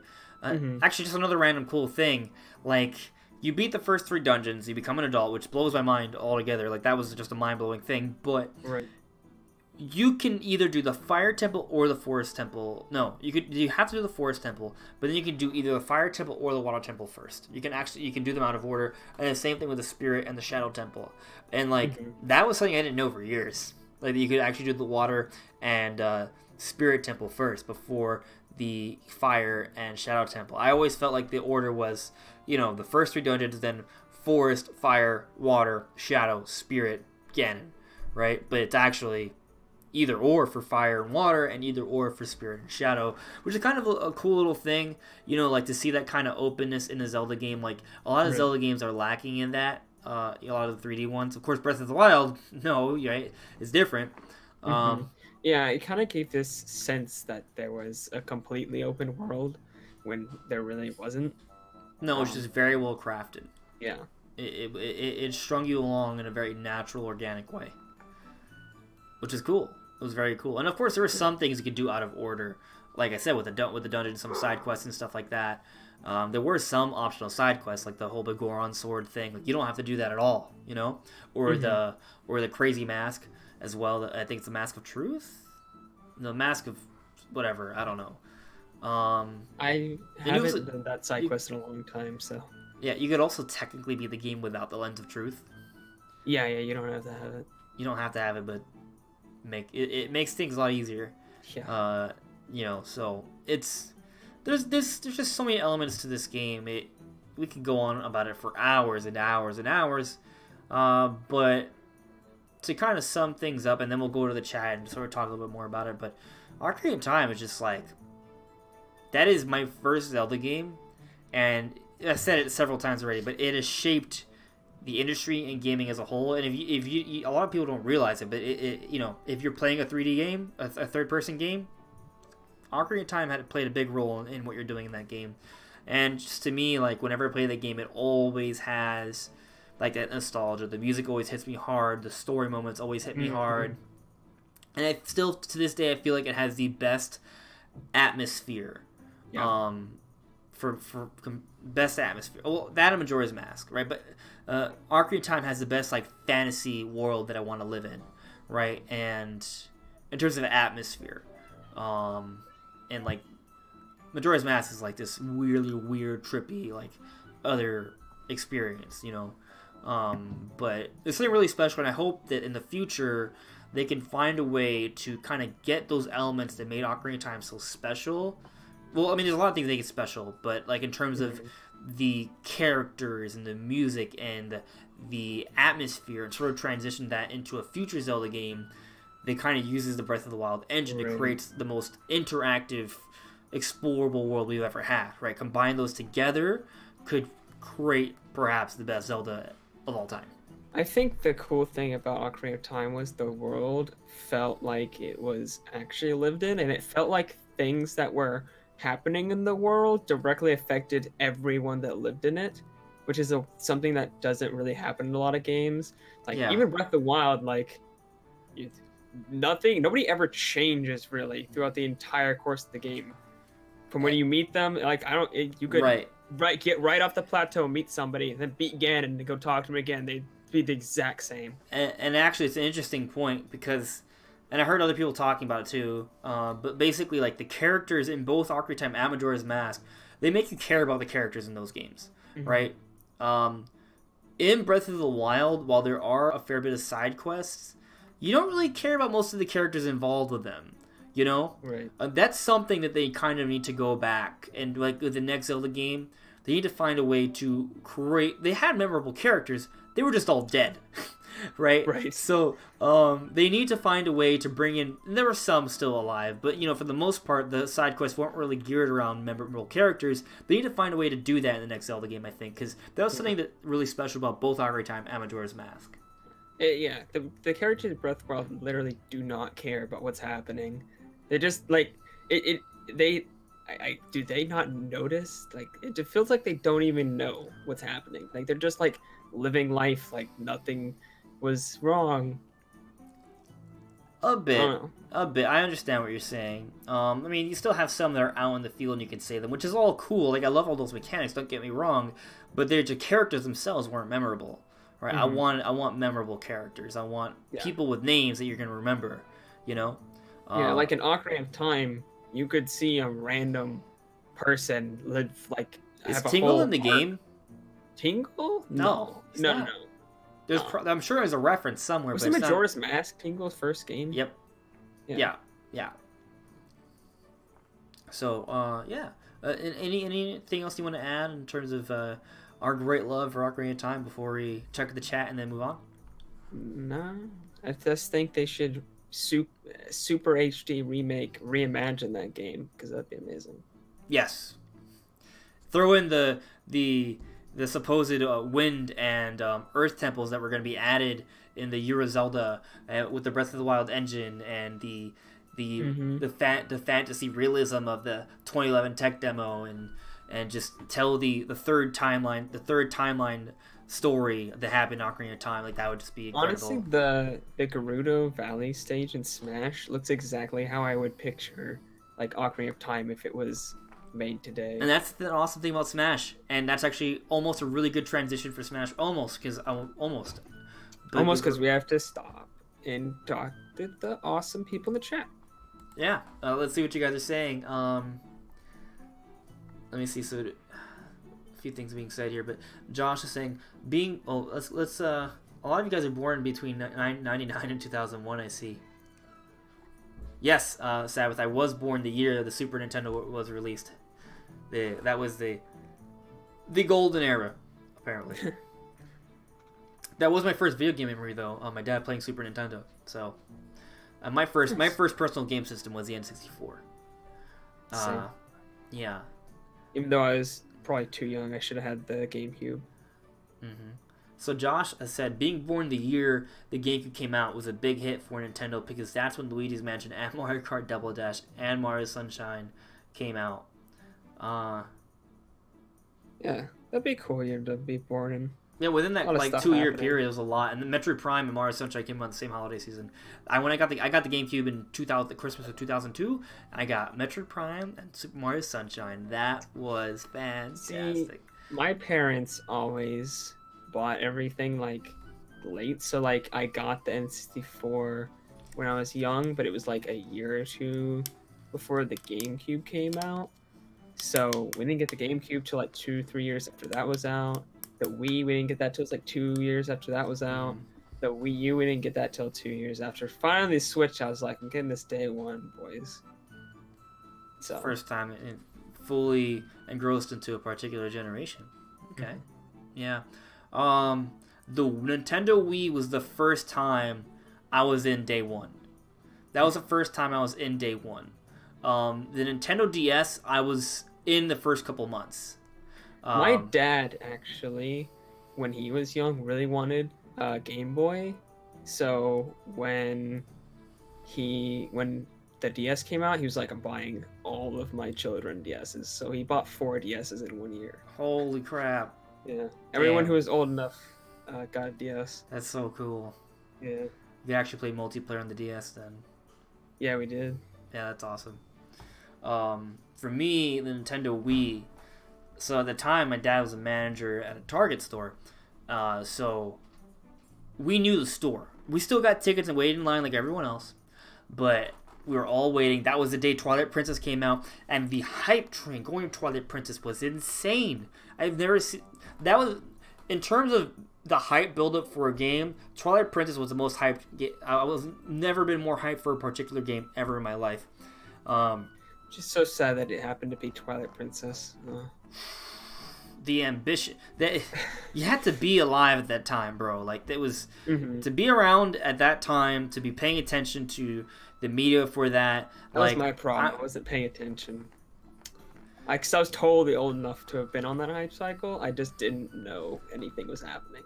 It was incredible. It was so incredible. And I remember being right outside the store, and people were saying, oh, are there enough Zeldas? And then we started chanting, Zelda, Zelda, right at the doors. And then when the doors happened, me and my brother, because we knew the store, because my dad was a manager at the store, we'd been there quite a few times, we both booked it.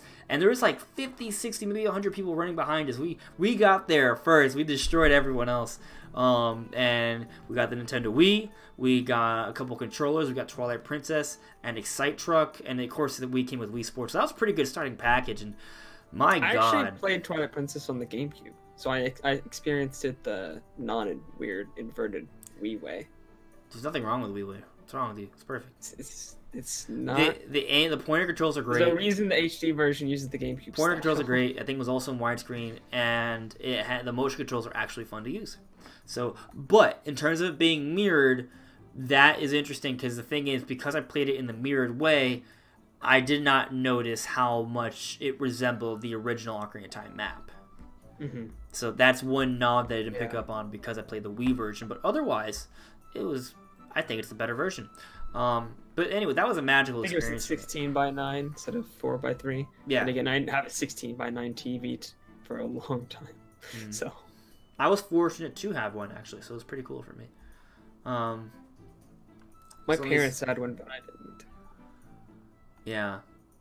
No, I have like 3 4K TVs, so it's like so weird. I like what Isaiah said here. He said Ocarina of Time was ahead of its time. It really was.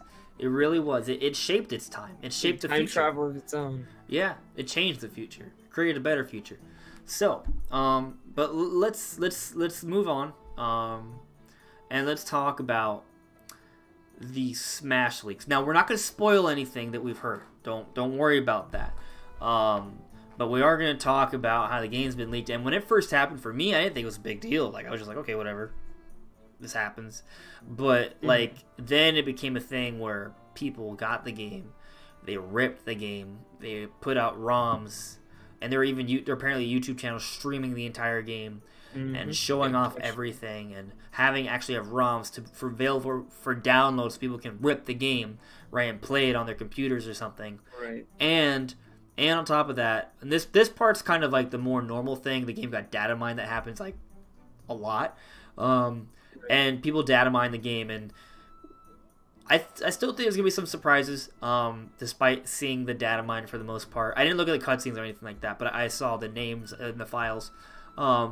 I didn't look at anything on purpose. So. Yeah, I don't. We'll get into that in a bit, but like, Nintendo's been cracking down on people. So like, if someone's been putting up ROM links to Smash Brothers, you're done. You're getting sued so hard. You're at least done with your channel is dead. I saw one channel that apparently is like one of those channels that just posts music. They posted the entire audio track for Super Smash Bros. Ultimate, Bad choice. Which I don't. Here's the thing, like, I don't even think that's wrong, right? I don't think that's ethically wrong to post the soundtrack, right? But because that's fine, that people do it. But you did it 2 weeks early. That I think was just a bad, like you said, like a bad choice. Like that was not the smartest move. Probably should have, waited. So yeah, that's something that person's channel has been deleted. Like, they're done. So, that's the thing. Like, for anyone who has a YouTube channel and you have access to this information and you haven't heard, do not post any information of this game that's been illegally leaked. Like, first of all, it's illegal, right? Don't do it for that reason. Two, if you're a Nintendo fan, you are hurting Nintendo by putting up these ROMs, because that's less sales for Nintendo, right? Like, fortunately, I've heard in the current emulator state, it does not boot past 1,000 frames. So, fortunately, I don't think you get past like the title screen.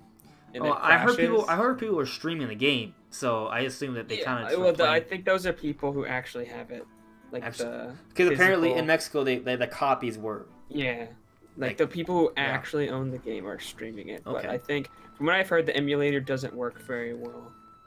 Yeah. For Smash, so yay. Yeah, and just to finish my point, not only is it illegal, I think it's wrong ethically, and you're hurting Nintendo, but if you have a YouTube channel, you're done. Like, don't do it. You'll be destroyed. Your channel will be deleted. So don't do it. It's not worth the risk. And I mean, for me, like, there's so many games to play. Like, I remember when I was a kid, like I told you, like I was so hyped about Twilight Princess for like that was the only game I thought about and dreamt about for like 2 straight years, right? Like, That's how it was for Breath of the Wild for me. I was like beyond hype. Like, anytime I saw grass, I was like, oh, Breath of the Wild. Oh, right. Tall grass was just like. Me too, but at least with Breath of the Wild, I was a bit more mature and I could, understand things, keep things in check. Right, there were other games to sort of be excited about, although it was harder to be excited about other games because the Wii U was terrible. Was there other games to be excited about? Star Fox Zero. Oh, yay. Yeah. Yay. Mario Maker. For me, there was not much to... I mean, like I had Mario Maker, I had Splatoon, I had Xenoblade X, and I had Star Fox Zero, and Twilight Princess HD to kind of be excited about in the last couple years of the Wii U. All of that really, was like a dust compared. Yeah, but ultimately it was all about speculating about, Zelda U, right, and NX. Like, that was the main source of my excitement, for Nintendo during that small period. Yeah. But kind of just going back to the leaks, though, right? Here's the thing, for me, Smash. Like, I would like to be surprised by things, but they already have the directs that kind of show you almost everything. So when I first heard about the leaks, I was like, okay, what are you going to leak? What are you going to do that's going to ruin that's going to spoil the game for me? That's all the characters, so. We already know all the characters, all the stages, probably all of the modes.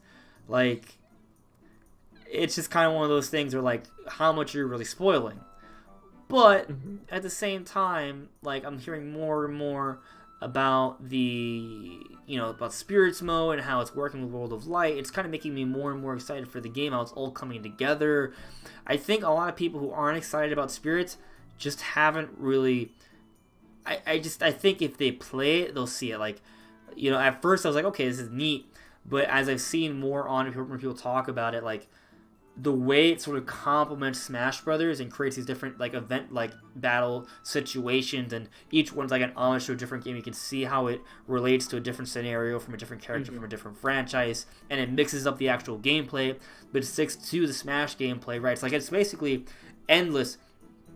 Here's the thing. I loved event battles. Event battles are fantastic. I love them on Melee. I enjoyed them in Brawl. I thought they were great, and I always just wish there were more. Smash Ultimate has more event battles by an obscene amount, right? And they could easily update that with DLC by adding more spirits. You can create more event battle-like scenarios. But the thing is, they've integrated those event battles with the spirits, which creates like a whole RPG element with the statistics and building and changing things up, and also paying homage to all the different franchises, and to seeing that connection is really cool. But like, it's all complementing this single-player adventure.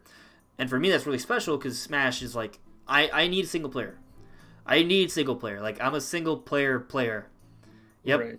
And I'm a loner. I don't like playing games with other people. Well, it's not that I don't like playing against other people, but I don't really have too many friends nowadays to play Smash with. Like, in college, right, bro, we would play Brawl and like all the time. Like, we would play Brawl all the time. Better be good. It better be good. Better be the best online I've ever seen. Played a lot of Mario Kart as well. It's good times. And then back when I was a kid, we would play Melee and Halo a lot. Halo. That was amazing. Like, you know, and Double Dash, of course, right? Then there was also Mario Kart Wii somewhere in there. But you know what I mean? Like, I enjoy multiplayer games, but like, I don't have the group of people within proximity to me to really enjoy that festive, sort of competitive environment anymore, right? So for Smash for Wii U, aside from the small situations where I could bring some friends over, and for whatever reason we just never really got into it with the friends I could play with, like, you know, I didn't really get to enjoy the multiplayer experience that much. And the single player, well, it left a lot to be desired. But for Smash Ultimate, it has an extensive single player experience that complements the game. It's not something that's tacked on. It fits really well with the experience, and it has a lot to offer. And that's really exciting to me. It's really exciting to me. So yeah, I'm super excited about that.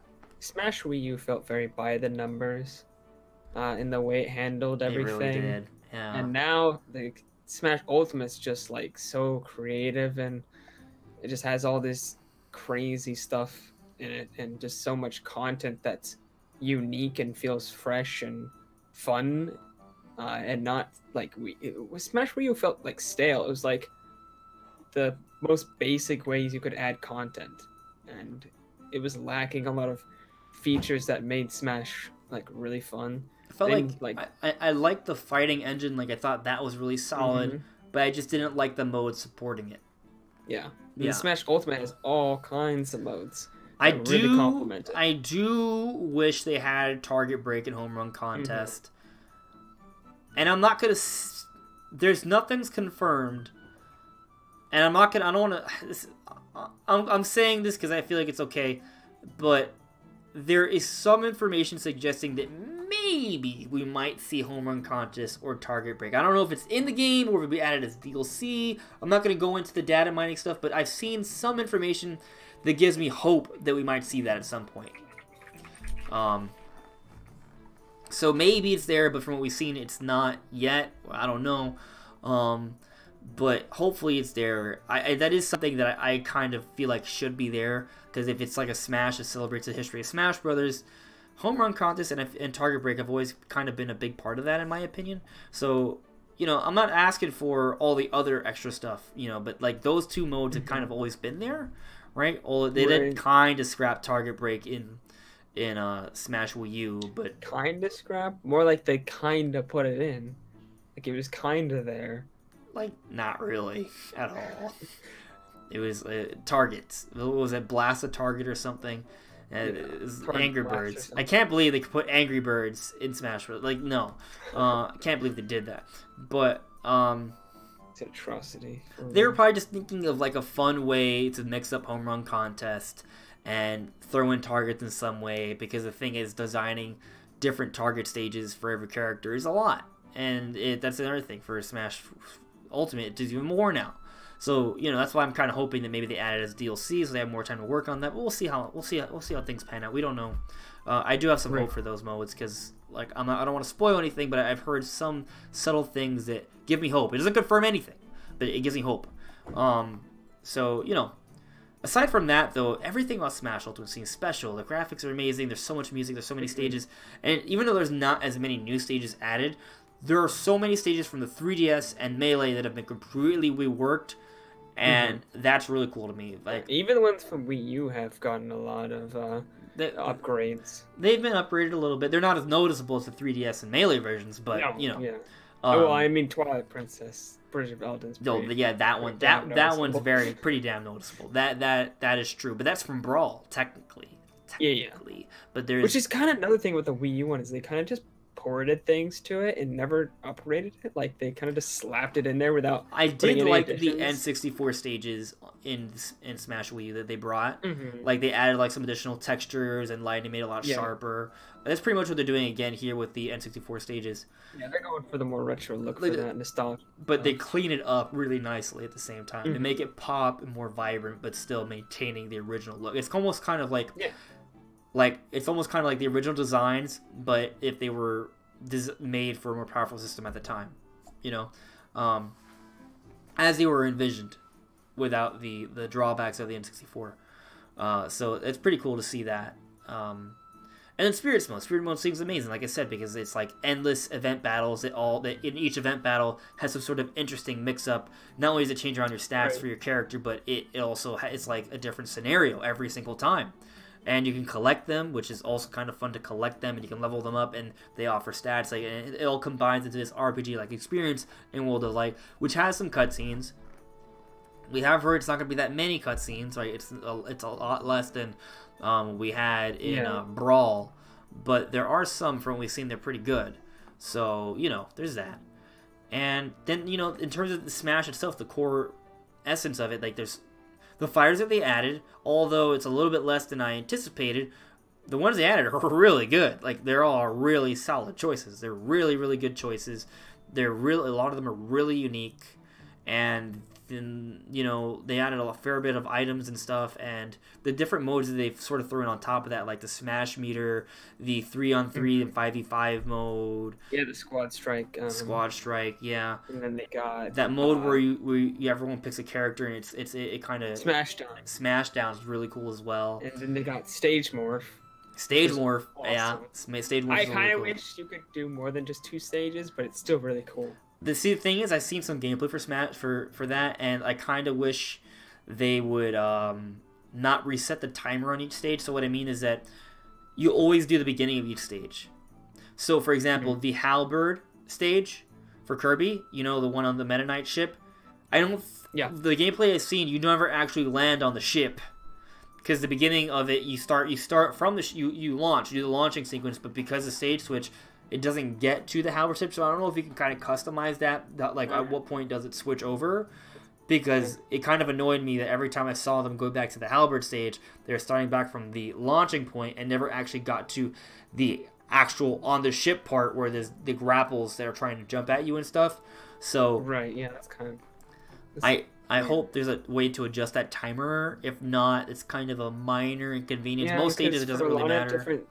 For any of the moving stages, like Rainbow Cruise, is one you'd never see all the way through. Yeah, exactly. The ones that kind of have a sequence, those you know you're just gonna be like, okay, well, not gonna see it unless you can customize. I don't know, but from what I've seen, at least, it hasn't been that way. So that we're coming up with minor gripes, but I just want to make it clear that this is like overall the ideal Smash Bros. Game, and I'm really excited about it. Like this, just seeing it in motion is pretty incredible. I love all the little additions they did, like with the box, so you can kind of see the actual boundary where you can be destroyed. Right, like that's really cool to me. And you can change it to where you can like make it bigger and smaller if you want. If some people find it too intrusive, or you know, like more casual players ain't gonna pay attention, maybe you can like turn it off or make it smaller, less noticeable. I heard that you can now you can also turn off I forgot the name of it. It's the critical mode. When you have high damage, you get stronger. You know what I'm talking about? Like the characters, it's like flashing red and they're puffing. They hit harder when they're about to die. I forgot the name of it. Rage? Rage, yes, Rage. You can turn off Rage now, apparently. And you can also add the Smash meter, which is also interesting. So like, you know, the game is even more customizable than it ever has been before, and that's really cool. Like there's especially coming off the Wii U where there was like Smash and that was it. It was like play Smash, but stock or time. But there's other things you want. No, stock or time. Yeah. Yeah, well, the original Smash had break the target than board the platforms. Right. Those are The good. original Smash had more options than the Wii U one. Oh. Not actually, but there was variety. There was variety that I enjoyed. There's also classic mode I actually like is really cool because it's not just Master Hand at the end. It's like it's a different experience for each character, and there's like a different kind of boss that you fight for each character. Mm-hmm. So I thought that was really cool. Yeah. Now it doesn't mean that, like, for example, Captain Falcon's to fight Black Shadow. Like there isn't like a unique boss for every character, but there's like a pool of bosses. And like I think maybe like a handful of characters share a boss. Since there's 74 characters, there's like I don't know the numbers, but From like what I heard, there's variety. I heard that's I don't know if I can confirm this, but somebody told me that they're themed. So different groups of characters have a boss that they'll fight, and it makes sense. But I haven't seen or confirmed this. It's just what somebody in the comments said. Not in this stream, but some other stream that I was doing. I don't know if that's true. I'm worried if this counts as a spoiler. But I mean, I've seen it before the game was leaked. I saw Captain Falcon fight, I believe, Giga Bowser or something, which I don't see how that makes sense. No, that must have just been. Or maybe it was Wolf, someone who was not like a Mario character. I don't know who it was actually, but I only remember is that a non-Mario character was fighting Giga Bowser. So, you know, it didn't seem to really make sense to me. It was just like, okay, this dude has to fight a giant monster. All right. It's probably just a pool of bosses and it's random then. I don't think it's random. I think it's by design. There is some theming to it, but I think it might have been a bit more vague with that one. I've seen some really cool stuff. I don't want to spoil anything, but I've seen some really cool stuff, and I haven't spoiled myself too much. I've just seen a few things. There's still a lot of surprises left for me as well in terms of the bosses and stuff. So, you know, I expect to be surprised when I play Smash Ultimate. But yeah, there's some cool stuff with that. Classic mode seems pretty good. And then tourney mode. I love tourney mode. I always love creating the tourney mode bracket and just playing with him. I love like pretending to be in an actual tournament. Do they have online tourneys? Because I don't think I ever saw anything. I'm gonna assume yes. But I would don't think know. So, but you might be right. I don't know. I remember them not mentioning anything about actually going online when they talked about the tourneys, and so I don't know. I guess we'll find out sooner or later. Yeah, but it's pretty cool. So let's get to the chat and then let's get into the final topic. So let's see what you guys are saying. Hey Chris, how you doing? Oh, what's up, Boba? Oh, Boba's saying that people have been posting some pretty cool ultimate combos on Twitter. I don't even have the game yet, but you know it's interesting that people are getting into the combos and stuff of the game. Sabbath asked me if Smash Ultimate is running on a different engine. I believe it's a brand new engine. Yeah. It's a brand new engine, but I think it's also important to note that every Smash Bros. Game takes something from previous Smash Bros. Games, right? So it's new, but you know there are elements from previous Smash Bros. Games. Yeah. But that's a normal thing. That's for pretty much every game franchise. Like if there's or something before it, like they're gonna take elements from it, whether they completely break up the code or not. It's very new. It's not the same. It won't feel the same. Trust me. From everything I've heard and seen, it's gonna feel very different. And from what I've heard, the better.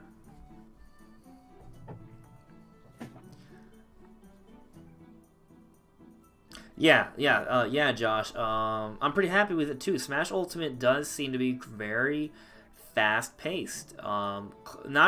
It's pretty close to Melee from what I've heard. I mean, it's not quite as fast, but it's faster than Smash Wii U, which was faster than Brawl.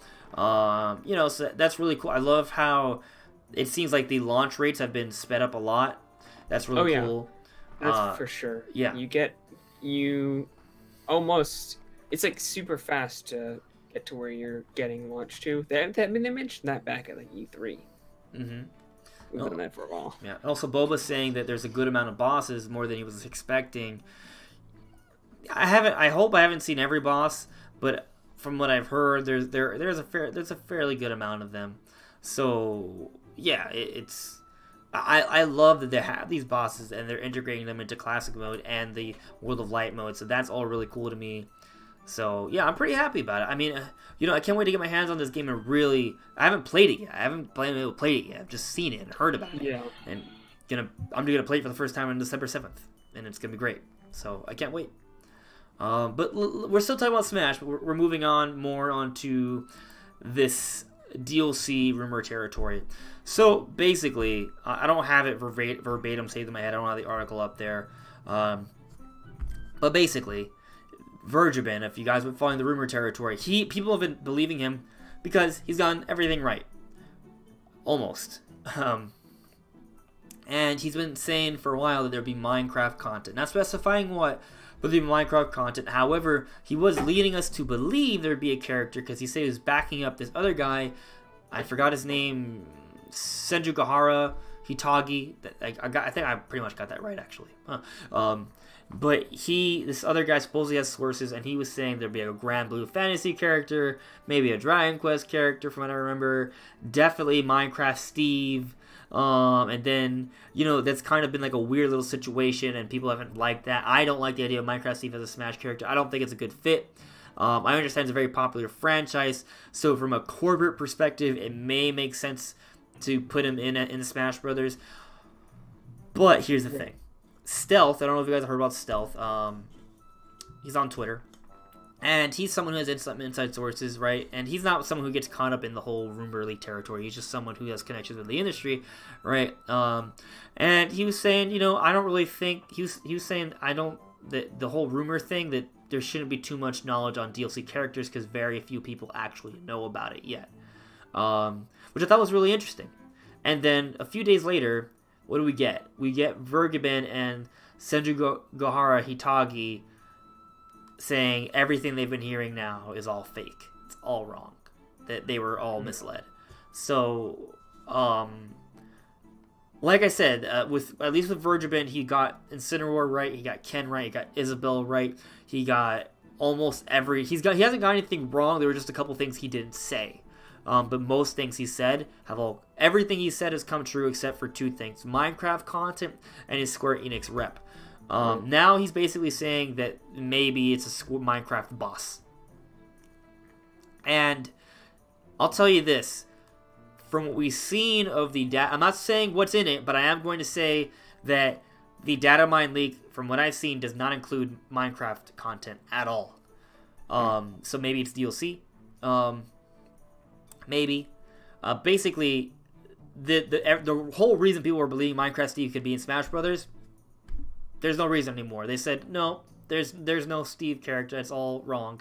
But Vergeben still maintains it'll be a boss or something like that. Which I'm okay with. If I heard there's some cool enemies from Minecraft they can maybe use. I've heard there's a couple rare related things in Smash Ultimate. Like nothing like spirits, like really basic stuff. Somewhere within the coding. Rare. The company Rare that you initially used to work with. The company that has the rights to Banjo. Now, I'm not saying Banjo's in Smash Ultimate, but I am saying that there were... But from what we've seen, it's clear that Nintendo had to have made some sort of rights deal with Rare to get, even if it's like a really insignificant amount of content that I'm not even sure is going to be in the final game, but it's evident that there was some deal struck with Rare. Now, so Nintendo got some rights from Rare to have some Rare content in Smash Bros. Ultimate. It may be super insignificant, right? But there are some rumors saying Banjo-Kazooie. I've been saying Banjo-Kazooie for a long time, strictly because I felt like it made sense, not because of any rumors, just because when you break it down, you look at all the facts, it makes sense to me. You know, the whole relationship between Nintendo and Microsoft, the whole idea of Smash Ultimate, the history there, how Sakurai has wanted him to be a character before, he's actually designed elements of him before. There's different things that make sense about that. Now I'm like all in. I was already kind of all in, but now I'm like happy that these rumors that were the only thing really supporting Minecraft Steve are all been dispelled basically, aside from maybe a boss character. And now there's extra support for Banjo-Kazooie in Super Smash Bros. Ultimate as DLC. So, does that have me hyped? Yes. One, because that makes me right, and I love being right. I'm not always right, but when I am, I'm happy about it. And two, it's just really cool. If that happens... his leak sucked. It was so bad. It was what? Minecraft Steve, Dragon Quest character, Grand Blue Fantasy character. You don't know what that is. The reason you don't know what that is, guys, is because that's a random mobile game from the East. Yeah. So it was just like, no, why? That's not that's like that would be. It's like, so for Smash Wii U DLC, we got Cloud, we got Ryu, right? Like we got Mewtwo, who's gone for a while. You know, we got Lucas, we got Roy. Like those are hype characters. We got Bayonetta. Those are hype, right? A Grand Blue Fantasy character. We don't know what Grand Blue Fantasy is. It's like it's a mobile game. It's a mobile game that's not even popular here. It's popular in the East, right? Mm-hmm. And it's not like, you know, adding Ness from Earthbound or a Fire Emblem character way back in the day, where we're like, oh, look at this amazing game that they come. No, it's a mobile game. It's a mobile game. But the other thing is that those characters were added to the game from the base, right? And they were ongoing franchises for Nintendo, owned by Nintendo, right? Mm-hmm. They were interesting characters. This would have been a DLC character that we would have been expected to buy, right? Like extra, like I don't know. Yeah, I don't think there's any way they're gonna do that. I think DLC characters have to be like popular characters. They have to be popular characters that people want, the Smash fans want. So here's the thing: people have made the argument that Minecraft Steve made sense because he's a super popular character. He's a super popular franchise. But how many people care about Steve as a character? I think there's some debate there, right? Maybe. I agree that Minecraft is way more popular than Banjo-Kazooie. But as a character, does Steve make sense for Smash Brothers? And on top of that, we got Smash fans. Our Smash fans are going to want to buy Steve as a character. I think it definitely could bring in a lot of Minecraft fans, potentially. But, you know, Banjo-Kazooie just fits better in terms of like aesthetic and what Smash represents. For sure. So, you know, still not confirmed. There's nothing confirmed here, right? All we know is that there's a small amount of rare content in the coding for Smash Brothers, which doesn't mean Banjo, right? Just all I need to run away with Banjo being confirmed. Right. And then the rumor is that the rumor is false. That's the rumor. So, right. Yeah, the people reporting that on these Minecraft Steve and Grand Blue Fantasy characters have now said that it's not true. So the source of the rumor has now said it's false. So it's false. Although there could still be Minecraft content in the game that hasn't been disproven. But in terms of Steve as a character, you never know. Maybe Nintendo's like, oh, maybe separately. Nintendo's still like, oh, actually, Minecraft Steve would be great in Smash Brothers, right? Like, and it just coincidentally there was a rumor about it, right? Yeah, I'm kind of excited about this because it's kind of falling more in line with what I want, you know. But I think it's cool. I'm excited for. I'm always excited about new characters, you know. And even if it was Minecraft Steve, I would at least see how it plays first before I made my judgments. Right. You know. I'm sure if months before.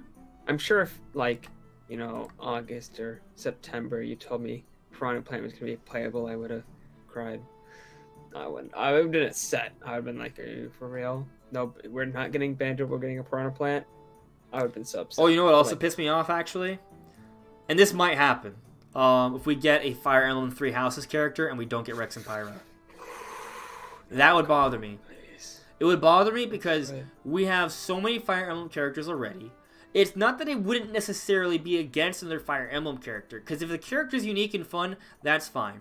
But the problem is that Rex and Pyra could be such a unique character, and Xenoblade is a franchise that Nintendo definitely needs to support with Smash representation to boost sales for that franchise, right? The same way they did for Fire Emblem, they should be doing for Xenoblade now, right?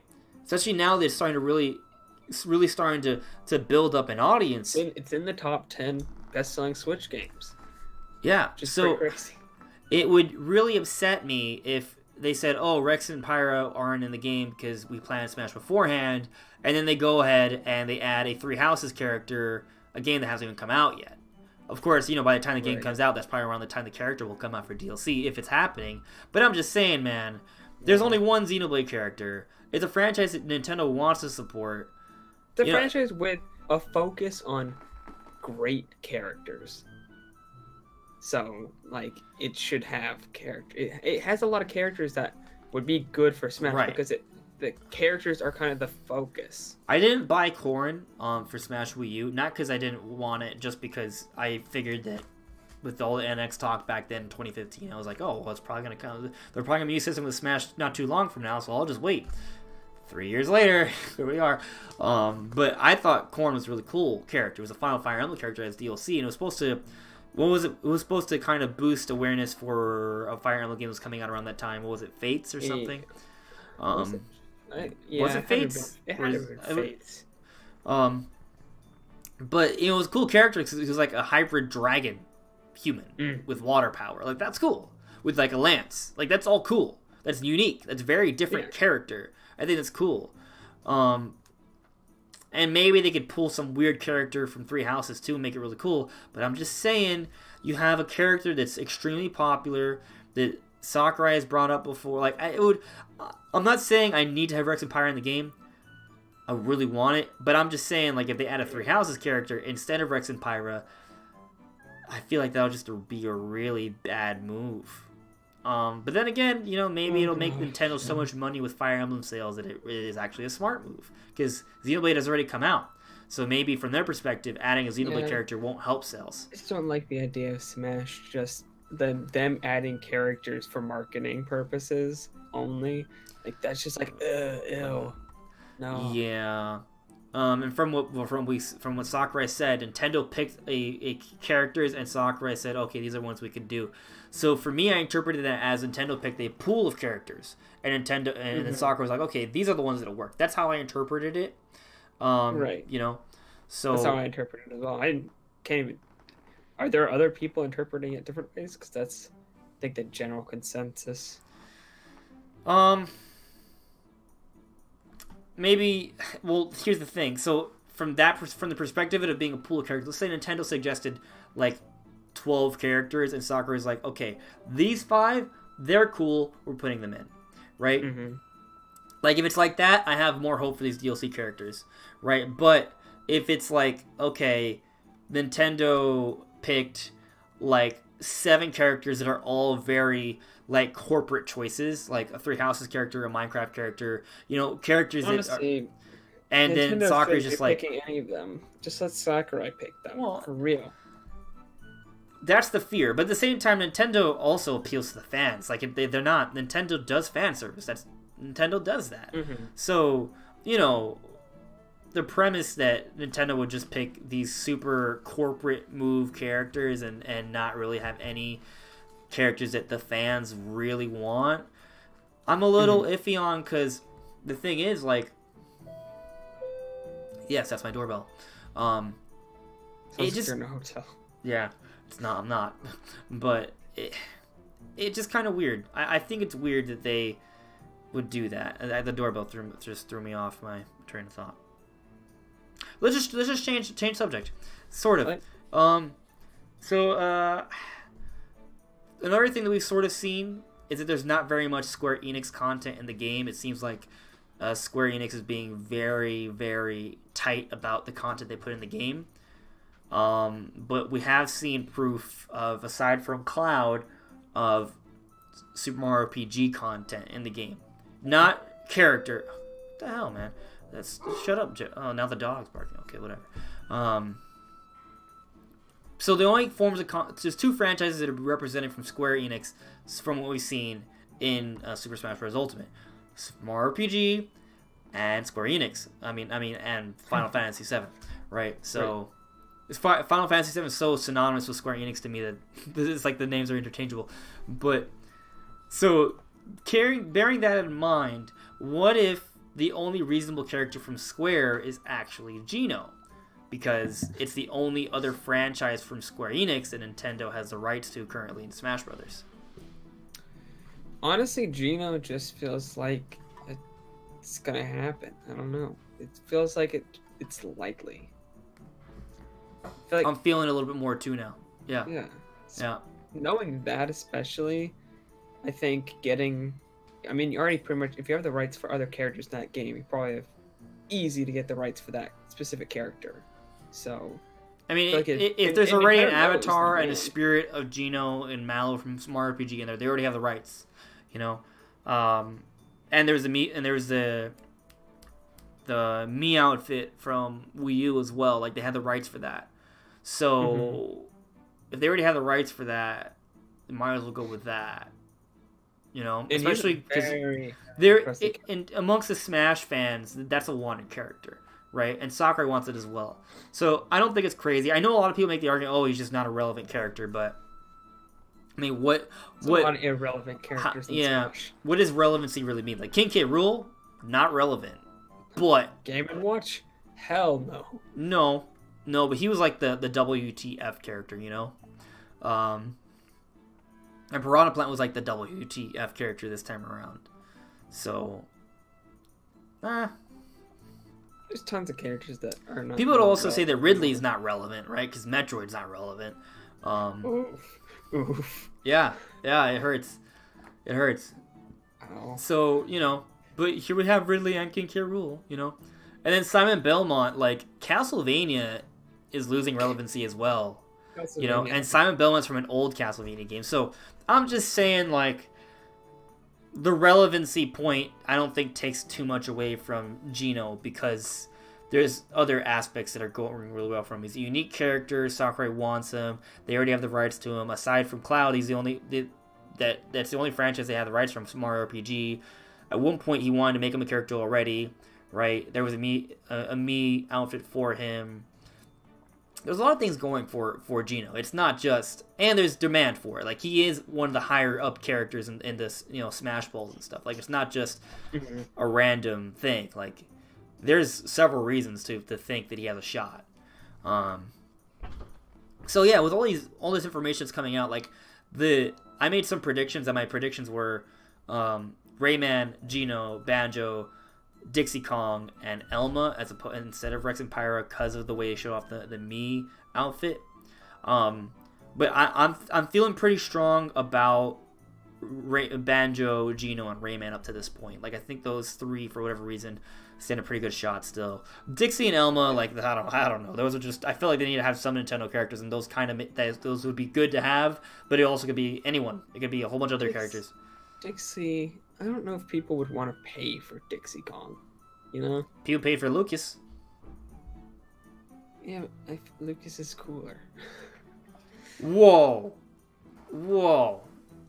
That there's a lot of Donkey Kong fans that will strongly disagree with that. Dixie Kong is okay. I mean, she's no. Not, you're just clearly a Donkey Kong hater. I love Donkey Kong. Oh, but you don't like Dixie Kong. Dixie Kong's okay. You're she's sexist. Amazing. She's yes, that's for kidding, sure. Man, I'm kidding. Yeah, no, I mean she's just not that interesting compared to the Donkey Kong characters aren't super interesting, to be honest. There's some that are like, I mean, they have mild interest, but it's not like they don't have I don't know. They're not the most interesting characters in the world. They're okay. They work for their games, but they're not just like mind-blowingly. On that note, I also feel like Bandana D wouldn't. Oh God. I understand that he's really popular, right? Like he's kind of like Dixie Kong. He's a really popular character, but the moveset I don't think would be like that crazy. Like he could be unique, but he wouldn't be like over the top different, you know, in terms like I mean, he would use a lance, so that's like a weapon. It's not really used too much in Smash Brothers, so that's cool. Kirby controls these days are kind of like they're already kind of just like dumbed down Smash controls in a lot of ways. I like what Sawa said. He said Sawa64 said Brandon is not a true member of the DK crew. You got to say it in the DK rap beat. Oh, the DK crew. You're not. Get out. That. Revoked. I grew up with that rap. How dare you? No, how dare you? Maybe it's because Dixie Kong wasn't in Smash 64. She wasn't. In Donkey Kong 64. That's why I don't like her. Yeah. Let's get Lanky Kong up in this. Yo, Lanky Kong. Lanky Kong at least has a spirit. Does he? Yeah. He's a spirit. That's awesome. Yeah. They haven't made a reference to Lanky Kong in a million years. And, that's the thing. Like, some of these characters, like, there's no way you can get every single character you want, but at least with spirits, you can see them at least somewhat involved with the at least a personal narrative in your head for the fights, So, like, there's something there. Like, me seeing Lanky Kong, that fills me a little bit of joy. Like, that just seeing that little nod, that makes me a little happy, I can appreciate that. So that's pretty cool for me. Yeah. For me though, Dixie Kong just feels more like an echo than anything. I mean, like, I guess at best they maybe could make, I'm blanking on the name, but the other Animal Crossing character. No more Animal Crossing characters. No. I mean, they could do like an Isabelle type, or Isabelle. Well, like thing. Isabelle the Villager as Dixie Kong to Diddy Kong. Yeah. Isabelle's actually pretty different from Villager. Like, she's not a clone. She looks similar, but she's pretty damn different. Yeah, I don't even know if they could do that, to be honest. I don't know. Her up B would definitely be different. Her B and neutral B would also be very different. I feel like it'd be more, I feel like it'd be almost like Dr. Mario to Mario. Oof. A little bit more. At that point, you might as well just make an echo, right? Which is so strange because Dr. Mario's not. But a lot of people feel like an echo wouldn't do Dixie justice. So I don't know, but I agree that Dixie Kong has a shot, but there's so many other characters that have a shot, right? So it's just kind of like, sure, maybe Dixie, but then also maybe Elma or maybe there's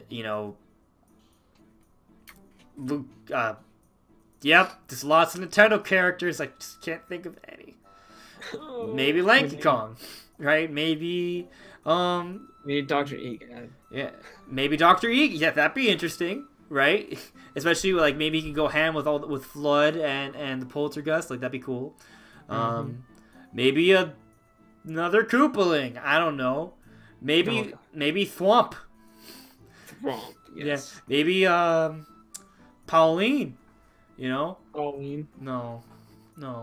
That'd be something. Yeah, she's already in the Mario Odyssey stage. Yeah. There are several Golden Sun characters too, and the most popular one is just an assist trophy. But that's better than nothing. That's still pretty cool to see. I see, Mark Jacobs, you like the background music. Yeah, it's Faron Woods from Skyward Sword. I did not pre-order Smash Brothers Roll Beer. Not because I'm not getting it. I'm getting it day one. I've been waiting so long to get that email from Amazon about the special edition with the controller. I never got the email. So yeah, I'm not getting that version. Yeah, I'm probably just going to pick up Smash Bros. Ultimate day one. I may even download it. I'm not sure. Yeah. I don't really care about the double gold points, but I pre-ordered it anyways. Yeah, Oh, King Boo! There you go. King Boo for Smash, as Sad64 said. That's another random character that could happen. Like, there's a lot. But yeah, I think we're pretty much to the end of the discussion, guys. If there's anything else you guys want to sort of talk about before we call it a night, put in the comments below, guys. Or not the comments below, in the chat. Yeah, put in the chat. Chat to the right. Chat to the left or the right, wherever you're. I have my chat to the left because I put it on the window. Yeah. See, mine's still on the right because it's on a different display on the right. Yeah, but I feel like I definitely talked a little bit more myself about the whole Smash DLC stuff. But how are you feeling about what we talked about with the rumors? It makes me more hopeful that the DLC isn't gonna suck. Yeah. Because I was honestly almost even like the rumors were so bad. I was like doubting if I was even gonna get the Fighter's Pass. I was like, already, even before they announced anything, I was like, "Yep, I probably won't get the Fighters Pass." If it was a character from a mobile game, Minecraft Steve, and a Dragon Quest character that I'm not really big on at all, if those are 3 of the 5 characters, that would. I mean, here's the thing: like, if you see them in motion, you might be like, "Oh, they all look really cool," but just on name alone, I'm just like, no, no. Yeah. Disappointment City, for real. Yeah. So Sam64 asked an interesting question. He asked us, Brandon, if we think that Smash Ultimate will sell out quickly. Yep. Oh No. yeah. Oh no. No, I don't think so, because I think they're gonna have a lot of supply. Oh so right. Good point. Yeah. Like I heard that Smash Ultimate has the highest pre-order sales in Switch history. Yeah, which is insane. Cause right. We've had some and right before Pokemon Let's Go had the most pre-order sales in Switch history. And actually, Pokemon Let's Go sold 3 million in its first week, which is the most sales for a Switch game. We didn't even have a topic about that. I don't. When it comes to sales, I just never feel really compelled to like talk about because what are we gonna say? It sold really well. I just thought it was good for Nintendo because like, there are 2 big reasons I think it's interesting, and that is like how much 2019 Pokemon's gonna sell. First off, there's a lot of haters. Dude, look, so many haters. I don't know how many of you guys saw my poll that I put up like an hour or so before the chat. But let me show you something. Oh, that's on my phone. Okay, so I put up a poll before the chat. We already have 221 votes. Okay, this is a question I asked. How do you prefer to play Pokemon? I'm gonna make a video about this in a couple of days from now. So if you haven't voted, go and vote. Put it on a comment. I may feature your comment in the video. But here's what I asked like an hour before the podcast started. How do you prefer to play Pokemon Let's Go, Pikachu, and Eevee? Even if you haven't played it yet, feel free to answer based on what you've heard. Your comments may be featured in a video later this week. So 3 hours in, we already have 220 votes, which is pretty good. I put 5 options. Option number 1, docked mode. Okay. We have 221 votes so far, and docked mode is only 25%. Okay. The second option I put is portable mode. That's at 23%. Third option I put is a bit of both. A mix of both portable and docked mode for your preferred way to play on Pokemon Let's Go. That just got 16%. The fourth option I put was tabletop mode. You know, like tabletop mode. You use a kickstand and you use the controller separately. That's at 2%. I put a fifth option, and I kind of sometimes like putting jokes in my polls. So my fifth option was, I just create fake reviews to lower the user score on Metacritic. So the reason that's funny is because Pokemon Let's Go Pikachu and Eevee were review bombed. Their user scores on Metacritic are at 5s. Meanwhile, the critical acclaim is at 8.1, which is it's pretty damn good, right? And although for the record, those review scores came in like immediately as soon as it became available on the game. So like it wasn't like it was all day one stuff. So it wasn't like people played the game and they're like, oh, this game is trash. Like no, the reason the user score is way worse is because there are a lot of people who hate Pokemon Let's Go. And they made it known by creating fake review scores on Metacritic. So I made the joke on the poll. I just create fake review scores to lower the user score on Metacritic. That's the fifth option. And that has currently 34% on the poll. That was the joke option. And it's beating everything else on the poll. Yeah. I think... My point being is that, a lot of people don't like Pokemon Let's Go. Yeah, I think a lot of it is from people who didn't buy it who were joking. I'm sure there's somebody who actually did. I think most people. I feel like most people thought I was joking. Yeah, I think most people are in on the joke. Yeah. But still, I think you only pick that option if you don't have another option to pick, though. Like if you don't have the game. So that shows a lot of people who don't have the game. Yeah, it's obviously not. It's just a poll, right? It's a joke, so you take that with a grain of salt. But I think the point still stands is that while there's a lot of people who do want Pokemon Let's Go, there's a lot of people who either want or have it. There's a lot of people who don't want it or will not get it. Right. So back to what I was saying. There's a bunch of haters in this game. Tons of people who aren't gonna get it because they're salty about something or other about the game. And then 2, like the install base for the Switch hasn't been growing that much this year because that hasn't been a huge titles. So 2019, typically the mainline ones get a lot better sales. They get a lot. I assume there's gonna be a lot more hype for the next one. There's gonna be less division among Pokemon fans, and there's a ton of games, huge games coming out next year. So by November next year, we could have a lot more people who have a Switch. So Oh yeah. day one, the week, because week one was 3 million copies. So what's interesting is I think the Switch, even though this year, 2018 was slower, I think this holiday season is going to be really strong for Nintendo. Mm-hmm. I mean, just look at both the pre-order sales for both Pokemon Let's Go and Super Smash Bros. Ultimate are record-breaking. That says a lot. Mm-hmm. That says a lot.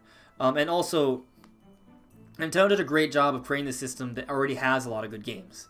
It still has Breath of the Wild and Super Mario Odyssey, right, and Xenoblade X and Octopath Traveler and Splatoon 2 and ARMS and all these different games, and then it has a whole bunch of other big third-party games that people would like to have portably as well, like Skyrim and Doom and things like that. So even for there's a lot to get the Switch for now. Like even if it doesn't have as many big games, the Switch didn't have as many like Game of the Year candidate games coming out this year compared to PlayStation. Right.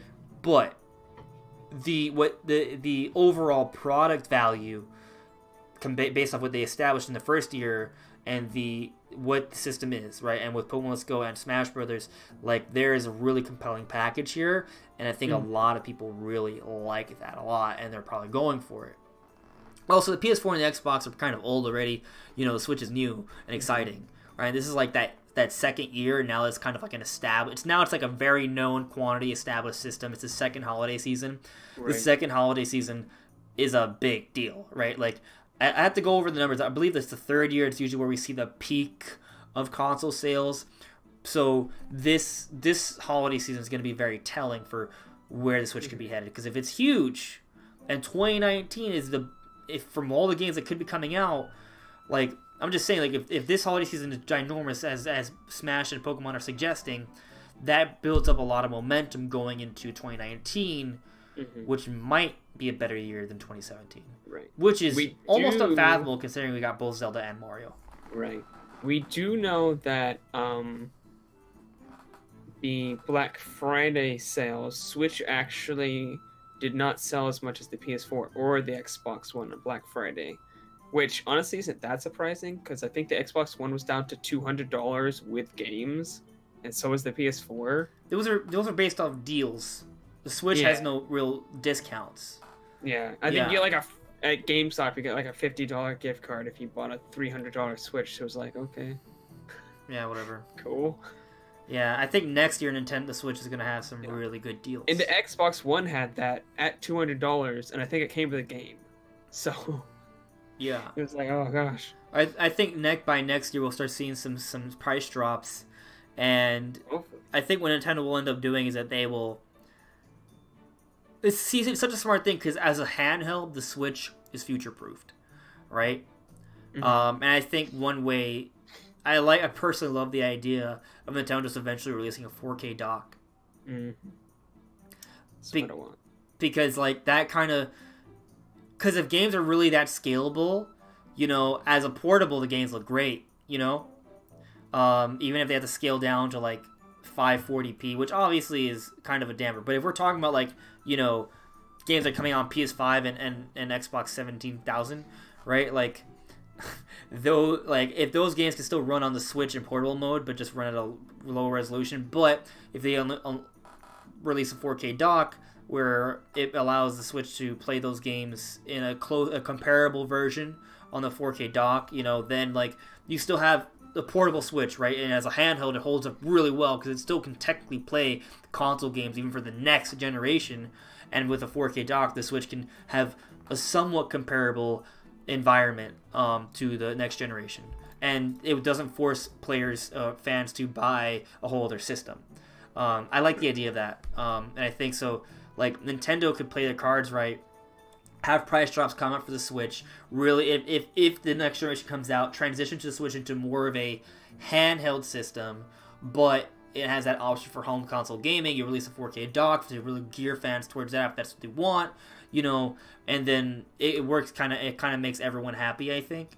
That's how it plays out in my head. Of course, reality, it doesn't always work out that way, right? So, right. That is the hope. Yeah. Also, the hope is that a Switch Pro comes out next year, but we'll see. Some people don't want a Switch Pro. I want a Switch Pro. That's my hope. Right. Well, I mean, I like my Switch. Hope. This is my hope. I like my Switch as it is. I don't like the idea. Like, here's the thing. If a Switch Pro comes out and I can play Metroid Prime 4 in 4K, I'm getting it, right? But a part of me would be like, oh, but I really like my Switch as it is. I don't want to give this up. I don't want this to be replaced. I love it. But if, like, no part of me says this. All parts of me say trade in your Switch right now and get a better one. No. That's how I am with tech. I just get a new one. No, I have feelings. I'm in that iPhone culture. It's like, up, chuck this new old phone, the trash. There's some truth to that. Phone. But I think I'm just a super tech guy. If a Switch tech comes out, I have to have it. I'm just saying, if a Switch Pro comes out next year, though, like a Pro, like it's like literally a more powerful Switch by a lot. That, not saying it's impossible, but people will be upset. You know, like if it's just like a minor design change, you know, that's one thing. But if it's like straight up more powerful and it runs game better, that'll make fans unhappy. And if it's to the point where there are some exclusive games on it and it comes out next year, that'll be really bad. That'll be really bad. That I agree is terrible. Because here's the thing. The PS4 Pro and Xbox One X came out at least 3 years after those consoles came out. If we get a Switch Pro next year, it'll be 2 years. It'll be 2 years instead of 3. Mm-hmm. And at least with those systems, all the games are cross-compatible. Some with the Switch Pro, I'm just saying, I'm going by the Switch Pro rumor. The Switch Pro rumor suggests that there will be some exclusive games coming to the Switch Pro and it'll be more powerful. Right? That rumor, that's like, it comes out a year earlier than the comparison of PS4 Pro, right? And some games are exclusive. Like, that's a double whammy in terms of negativity. In terms of not being consumer friendly. I don't know if Nintendo's going to go for that. No, that'd never happen. That's definitely not happening. And I love this thing. Exclusive games. I personally don't see a Switch Pro coming out next year. I think it's too early, unfortunately. If Switch Pro comes out next year, I'll be so happy. I'm so unbelievably happy. But it's not going to happen. Now, if a Switch dock came, I don't think anybody would complain if a better dock came out next year. Why would you complain about that? You could just upgrade it no matter who you are. For me, it'd be great. Because it makes it's just the idea of it makes everyone happy. You know what I mean? It makes everyone happy. Mm-hmm. Oh man, I'm sure some people will actually prefer a Switch Pro still because, like, oh, they want better battery life or something like that, or you know, better on the go performance, so they don't have to play Doom at 360p on the go. Yeah. Speaking of which, did you play Warframe? No, I haven't yet. No, I played the tutorial. I heard it looks really good on the Switch. I played in portable mode and played on a dock. I felt like it can make you the same experience as Wolfenstein 2. It looks cool and stuff, but it kind of is blurry to me. And the camera perspective is a little off. Yeah. People have been really hyping it up, but for me, it's just kind of like, it's okay. It's okay. I'm not trying to kill hype here, but it looks good. I'm not trying to say it doesn't look good, but it's also like kind of a low resolution. But I also have heard that it's not necessarily that well performing in other systems either. So, yeah. So let's see what you guys are saying in the chat. And maybe I'm not sure if we're gonna call it a night yet. We might. So Robier had asked if we'll be streaming Smash Bros. You said yes in the chat, Brandon, and Robier said, "Cool. I'm glad you'll stream. Not how I destroy you." That's probably true because I'm not good at that. Maybe. Well, I mean, I did a Mario Kart stream with Super Chris, and he destroyed me. And I thought I was good at Mario Kart. Of course, I haven't played as much Mario Kart, so if I get back up to snuff, I think I might put up a better fight. But he's really good at the game. There's just no doubt about that. Yeah. But he actually, Super Chris just asked, what's your favorite Switch game? Good question. Breath of the Wild. Breath of the Wild is the game I put the most hours into. So, Same. Probably Breath of the Wild. But Mario Odyssey is also really good. Xenoblade 2 I've also really enjoyed. I really enjoyed Celeste. I really enjoyed Shovel Knight. Those 5 games I played quite a lot. I'm really loving Dark Souls on the Switch. Actually, really have a good time with it. Pokemon Let's Go I'm also having a good time with. So, you know, there's... I'm a big Breath of the Wild because it's Breath of the Wild. But and Mario Odyssey is a close second. But all those other games are also really, really good. So, yeah.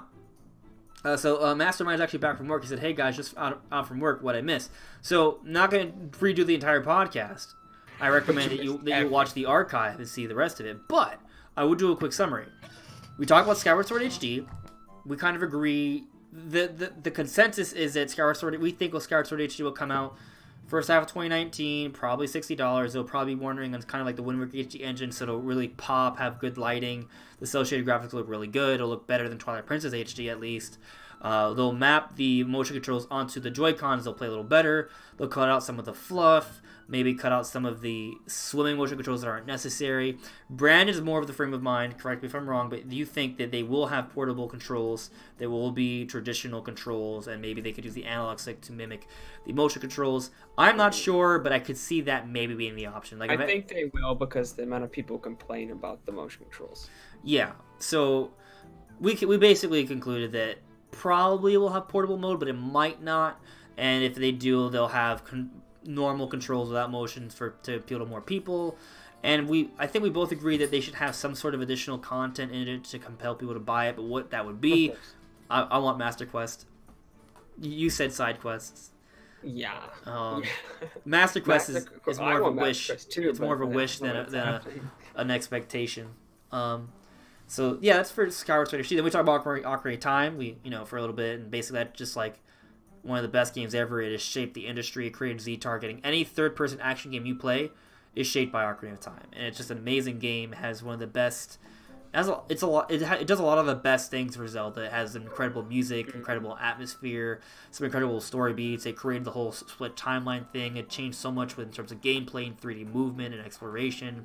It's just an incredibly cool game, and for me, it's my childhood game. It's the game that shaped me the most as a child. For sure. Yeah. Then we talked to Smash Leaks, how Smash Leaks are bad. Don't download any Smash ROMs or share it on your channel. Your channel will be deleted. Yeah. There are data mines out there. Then we went into Smash Rumors. Basically, the rumors are that the whole Minecraft Steve, Grand Blue Fantasy DLC characters and Dragon Quest characters are all a sham. Maybe Minecraft will just be a DLC character. This is coming from Virgin, the guy who's gotten everything right. He's gone back and said that, it's all probably wrong, except maybe Minecraft as a boss or something, not even a playable character. So if you didn't like Minecraft Steve, well, rejoice, because he's probably not going to be a DLC character based on what we're hearing now. And then we've also heard that there's some rare content in the coding for Smash Brothers, maybe some spirits, which shows that Nintendo has rights to rare in the game to some capacity, although very limited, which gives us hope that maybe Banjo will be DLC. So there's that, and also there isn't much Square Enix content in the game from what we've heard. It's just basically Cloud and from Final Fantasy VII and Super Mario RPG stuff. So if the only other game from Square Enix that Nintendo has the rights to is Super Mario RPG, maybe Geno as a DLC character also is not that much of a stretch either. And that's pretty much, I think that's pretty much it in terms of what the topics for the day. Yeah, is there anything you want to sort of put your 2 cents on in terms of what we talked about tonight, Brandon? There was something I was going to mention, and it was a tweet I saw, and it was that one of the big reasons we didn't get a Subspace Emissary 2 on the Wii U is because Sakurai didn't like that all the different cutscenes were uploaded, and now 2 weeks before the game, people are uploading cutscenes, and I'm just like, this is a disgrace. Yeah, all the cutscenes for World of Light were uploaded to the internet, so people could, if you wanted to, you could have seen it. I haven't seen it. I'm purposely staring clear. Yeah, I haven't seen anything of it. I don't want to until I play the game. But yeah, it's kind of shitty because we didn't get a single player mode with cutscenes in Smash 4. It was sorely missed, and then so now for Smash Ultimate, we finally get some cutscenes. Finally getting it back, and people are taking their 15 minutes of fame to ruin it. Yeah, which sucks. So I hope that doesn't really impact Sakurai's feelings on the game and stuff. It may very well. I hope not. I hope he just recognizes this is just comes to the territory, right? Because even if it sucks that the cutscenes were uploaded, like, people are still buying. Look, the game's still performing well. It's not like it. You know what I mean? Like, pre-order sales are the best in Switch history, right? And the fact that those cutscenes exist are just going to make fans really happy. You know, so, like, I don't think it's a waste, you know, from my perspective. I think if you break it down logically, it's still cool. But at the same time, I can understand his perspective of they put a lot of work and time and money into this, and then it's just leaked and people can watch it for free. You know, not even in the right way it was meant to be shown. Which kind of just also, it ruins the experience of it. You know, as a creator, that bothers him, but also as someone who puts work into it, that probably also bothers him, because it's like, hey, I worked for this. This shouldn't just be out there like nothing. So, I get that, but I think ultimately, Smash Bros. Ultimate is still going to be one of the best-selling Nintendo Switch games, right? It's on pace to be that, clearly, with the best pre-order sales on the Switch so far. So, you know, for those that are worried about sales because of the leaks, it doesn't seem like that's going to really hurt it too much. I mean, maybe a little. I'm sure there's some people who got that wrong, but are just going to play that and be satisfied. But that's a small number. Yeah, all those 2 people, because the emulator right now is honestly garbage. Even like Pokemon Sun and Moon runs at like terrible frames per second. Like I saw somebody using a GTX 1080, which is like one of the more powerful cards on the market right now. Let's say it's more powerful than Xbox One X, which does, you know, 4K gaming right now.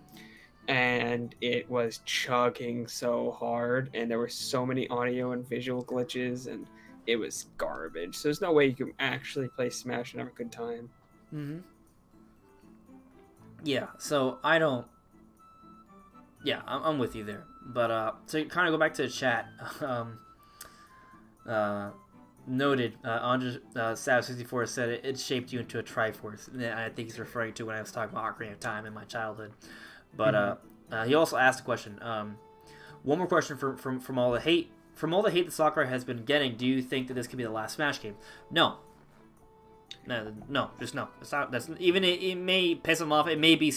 It could be maybe Sakurai's last Smash game. Right. But I don't think the leaking is gonna be like the last straw. Like maybe it's definitely something that bothers him. But I don't think it's gonna. It's like the It's not gonna be the reason why there's not gonna be another Smash game. Right. It's just there's gonna be another Smash game, but maybe this could be Sakurai's last Smash game. That's possible. Yeah, that would not surprise me, to be honest, if this is Sakurai's last. Eventually, a Smash game will be his last Smash game, but Smash 4 is supposedly be his last Smash game. Brawl is supposedly be his last Smash game, and you know we've seen how that turned out. So.